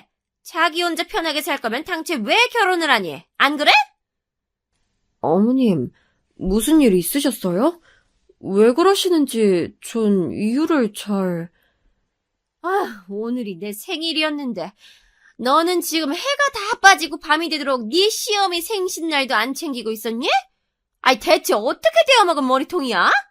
머리 좋아서 의사 자격증까지 땄으면 이렇게 중요한 날도 안 까먹고 챙겨야 하는 거 아니냐고. 아니면 뭐야? 지금 너 잘났다고 나한테 자랑하는 거니? 시어머니 말씀 듣고 너무 황당한 점들이 많았는데 우선 저는 의사 자격증이라는 걸 딴 적이 없었답니다. 상견례 장에서도 시어머니께서 자꾸만 저희 부모님한테 의사 딸이라고 운운하셔서 당혹스러웠었죠. 별로 이상하게 생각 안 하신 저희 부모님은 그냥 대화를 넘기셨었지만요. 그리고 아무도 안 알려줬는데 제가 시어머니 생신을 어떻게 아나요? 양력이면 모를까 음력이라고 하잖아요. 남편도 아무 말 안 했는데 제가 무슨 수로 음력 생신을 알아내서 챙길 수 있었다는 건지. 어머님, 지난 주말에 같이 식사하실 때 저한테 말씀 주시면 좋았을 텐데요. 내 입으로 말하면 체면이 깎이는데 그걸 내가 말했어야 했다고? 아유, 너도 참 생각이 짧구나. 공부머리만 좋았지 사회생활 머리는 완전 깡이겠어. 너 이거 그래서 어떻게 책임질 거야? 나는 이미 내 주변에다가 우리 새며느리가 내 생일 거나하게 챙겨줄 거라고 동네방네 자랑질 다 해놨는데, 아유, 생신상 사진에다가 비싼 선물까지 내가 다 지인들한테 자랑할 일만 남았는데 네가 아무것도 안 해줘? 아니, 그것도 모자라서 아예 내 생일을 까먹어? 너무 화가 나셨는지 쉴 새 없이 쏘아드셔서 제가 정신이 다 없었습니다. 시어머니의 아들인 남편도 안 챙겼는데 왜 제가 챙겼어야 했냐고 여쭤봤다가 잔소리만 추가로 들었어요. 며느리의 덕목을 지키지 않은 제가 부족한 인물이라고 하셨습니다. 앞으로 있는 듯 없는 듯 그렇게 편히 살 생각이었다면 정신머리를 당장 고쳐먹으라면서 강한 훈계도 늘어놓으셨죠.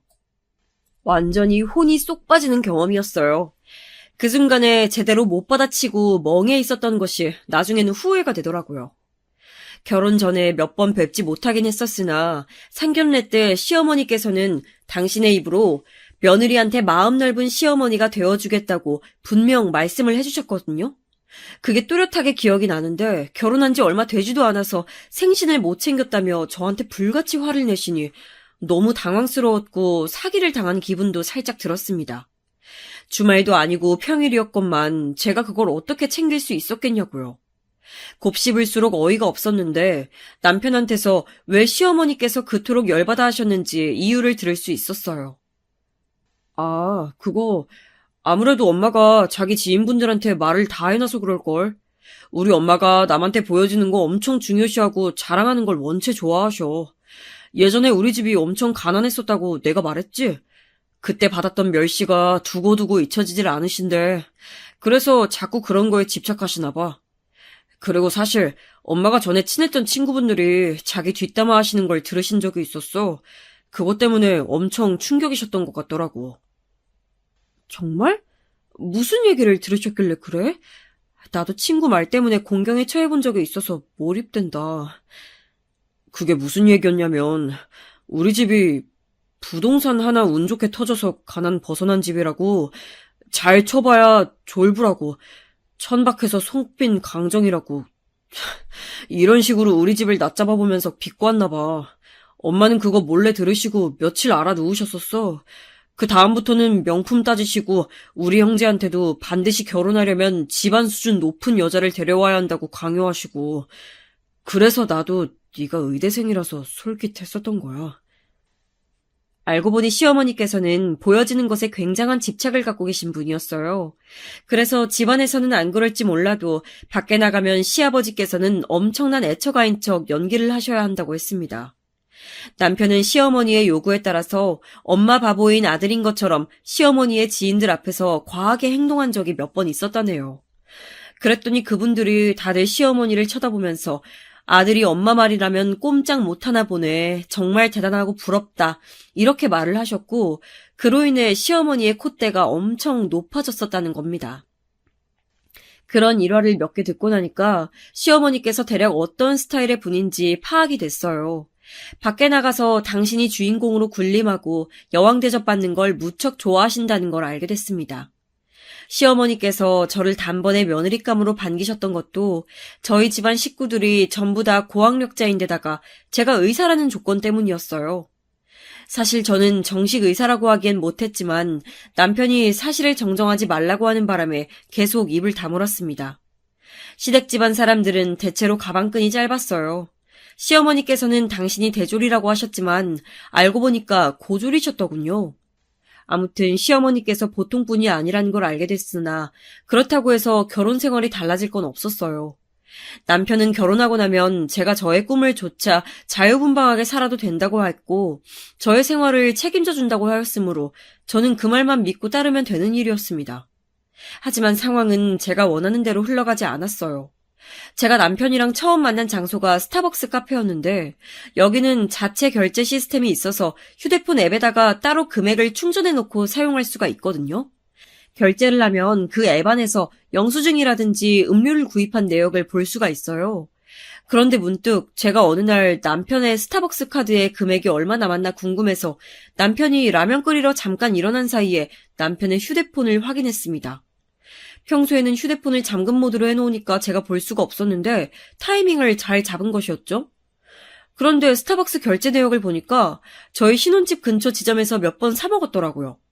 그것도 출근해서 일을 하고 있어야 할 시간에 말이죠. 남편 직장은 신혼집 근처가 아니라 차로 20분 이상 가야 하는 거리였습니다. 뭔가 이상했어요.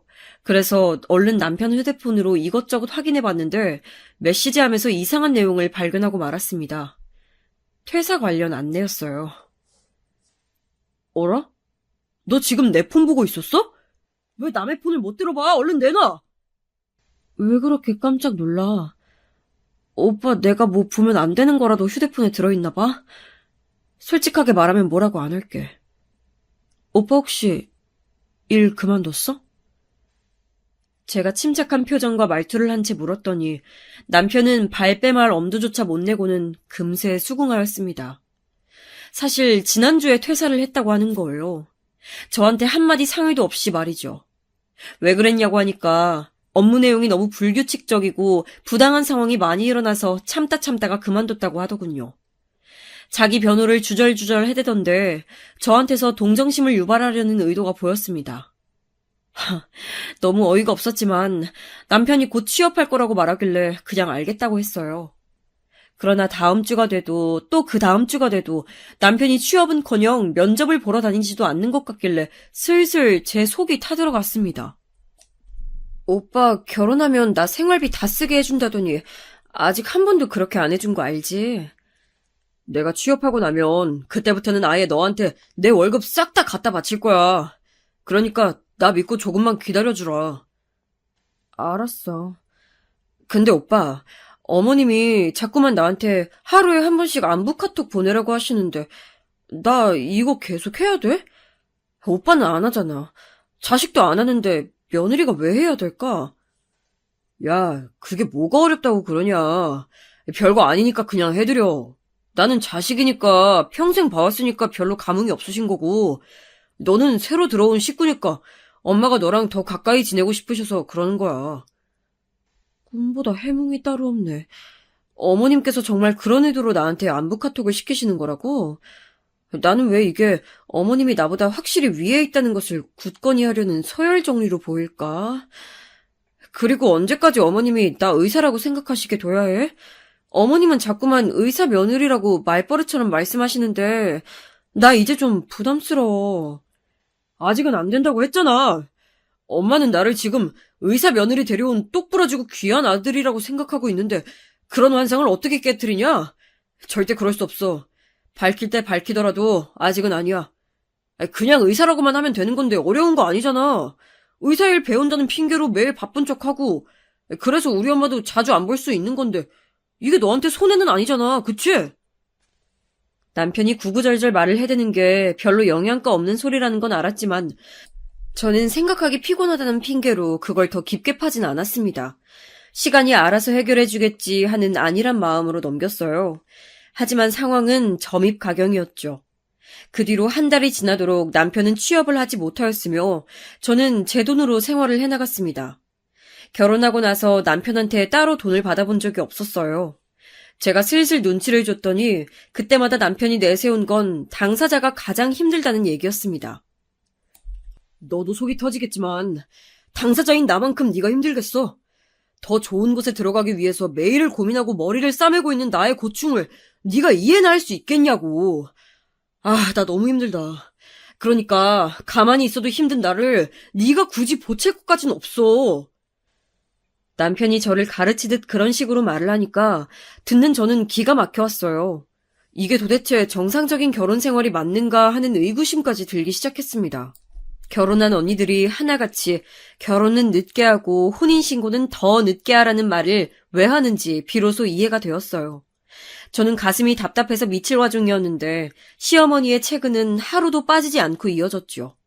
특히나 밖에 나가서 지인들과 만남을 가지시면 저한테 꼭 그 시간에 맞춰서 연락을 하라고 신신당부를 하셨습니다.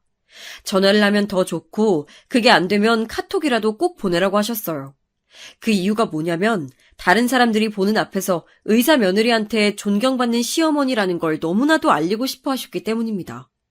제가 왜 시어머니의 그런 욕망을 충족시켜드려야 하는지 이해할 수 없었어요. 저한테 지침까지 내려주시면서 당신의 원하는 바를 달성하고자 하였습니다. 그러다가 마침내 이런 아슬아슬한 상황을 폭발시킨 사건이 일어났죠.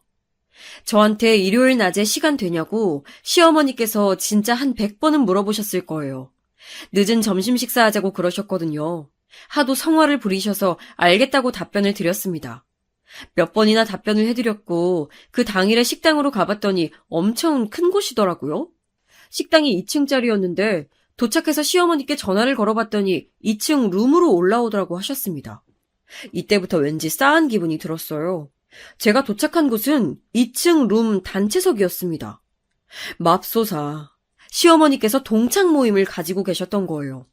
이것도 너무 당황스러웠는데 더 웃긴 건 이미 식사가 한창 중이었으며 거의 다 드신 분들도 계셨다는 사실입니다. 이쪽은 우리 며느리야. 내가 얘기했었지? 우리 며느리 의사라고. 어찌나 효심이 깊은지. 내가 오늘 여기서 모임 있다고 하는 소리에 지나가다가 이렇게 들렀다네. 제가 마지못해 시어머니의 옆쪽으로 가서 앉았어요. 시어머니께서는 거드름을 피우시며 저를 대신 소개해 주셨습니다. 저는 얼굴이 화끈거리려는 것을 참고 그분들을 향해 눈짓으로 인사를 드렸네요.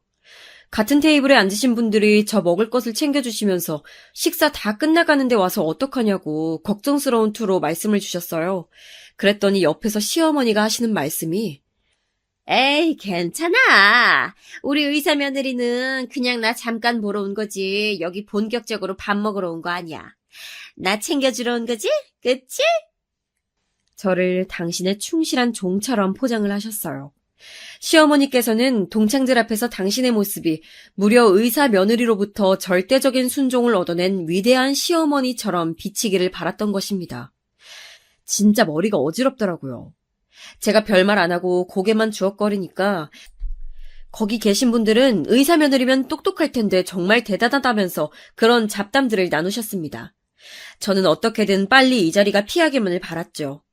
그리고 드디어 다들 일어날 때가 왔어요. 저는 그냥 똥말 봤다고 생각하고선 이날 일을 잊어버릴 참이었습니다.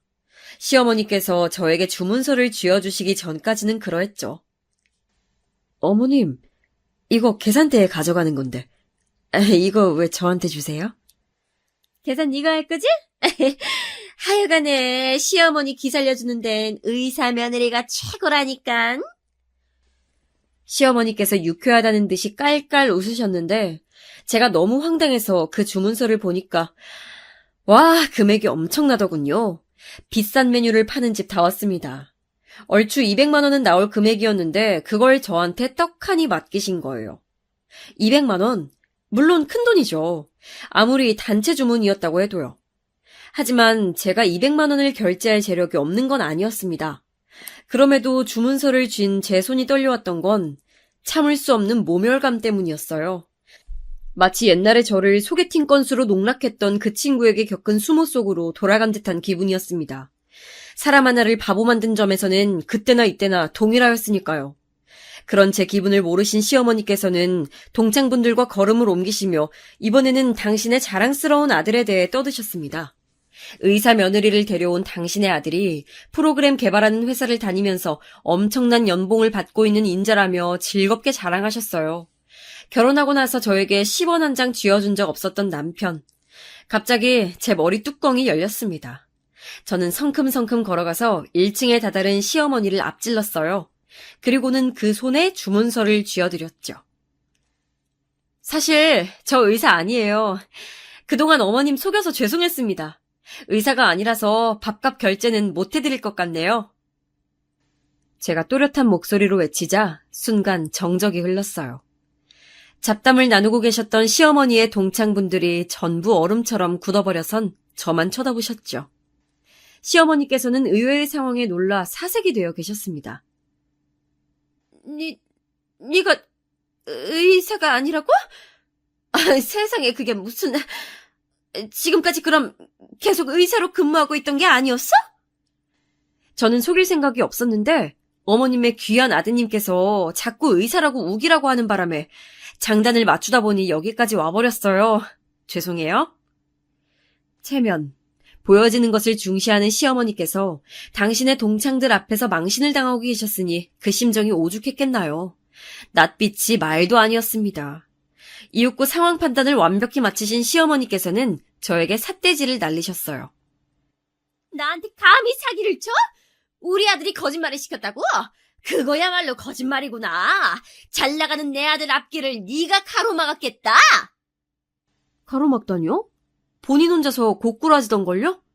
어머님의 아드님, 제 남편 백수예요. 벌써 3달째 백수 생활 중인데. 모르겠죠. 왜 모르셨을까요? 당사자가 거짓말로 어머님을 속였기 때문이죠. 이제 누가 진짜 거짓말쟁인 줄 아시겠죠? 내 아들이 백수? 집에서 논다고? 제가 거기에 동조해서 본의 아니게 어머님을 속였다는 점만은 다시 한번 죄송해요. 이제 곧 고부관계가 아니라 생판 남남이 될 테니 지금 사과를 다 해두었습니다. 뭐 생판 남남... 아니 이건 또 무슨 소리야? 이혼할 거라서요. 제가 아무리 의사가 아니라지만 어머님의 아드님 같은 사람하고 계속 살기에는 제가 너무 아까워요. 그럼 모임 잘 마무리하고 들어가세요. 저는 여기서 이만 인사드립니다. 저는 미련 없이 등을 돌렸고 시어머니께서 자리에 주저앉으신 것 같은 소리가 뒤에서 들려왔어요. 남편한테 바로 이혼하자 그랬습니다. 절대 이혼 못 해주겠다면서 남편이 날뛰었으나 저는 결혼 전에 남편한테 제 생활을 책임져 주겠다는 각서까지 받아둔 상태였었거든요. 그걸 디밀면서 이건 사기 결혼이었다고 주장했더니 본인도 창피한 건 아는지 기세가 수그러들었어요. 의사는 아니지만 집에 잘 사는 건 사실이었잖아. 지금이라도 나한테 용서를 빈다면 내가 다시 받아주마. 내 아들한테 이혼 안 당하고 살 수 있도록 내가 도와주겠다고. 시어머니께서 웬 이상한 소리를 해대셨지만 저는 그냥 무시했어요. 저는 이혼 의사를 저희 부모님께 밝혔고 전말을 다 알게 되신 두 분께서 전면으로 나서주시는 바람에 무사히 합의 이혼으로 마무리 지을 수 있었습니다. 제가 결혼이란 걸 너무 우습게 생각했던 것 같더라고요. 반성이 됐고 너무 창피했어요. 부모님 앞에서 면목이 없었고 어줍지 않은 위로를 건네기보다는 묵묵히 저를 챙겨주는 언니를 보면서 또 한 번 부끄러워졌습니다. 이혼 후에 집거 생활을 했던 저는 용기를 내서 가족들에게 말을 했어요. 제가 원하는 미래를 제가 꾸려나가고 싶다고 말이죠. 그 과정에서 가족들이 도움을 준다면 저는 결과로 보답할 자신이 있다고 선언했습니다. 진짜 죽도록 혼날 줄 알았는데 아니었어요. 제가 저희 부모님을 잘 모르고 있었나 보더라고요. 시간이 흘러서 저는 의사가 아닌 개인 사업자가 되었으며 억대 매출을 올렸습니다. 의사처럼 누군가의 선망을 받는 직업은 아니지만 무척 행복해요. 과거를 통해 성장한 제가 지금의 저를 만든 것만 같네요.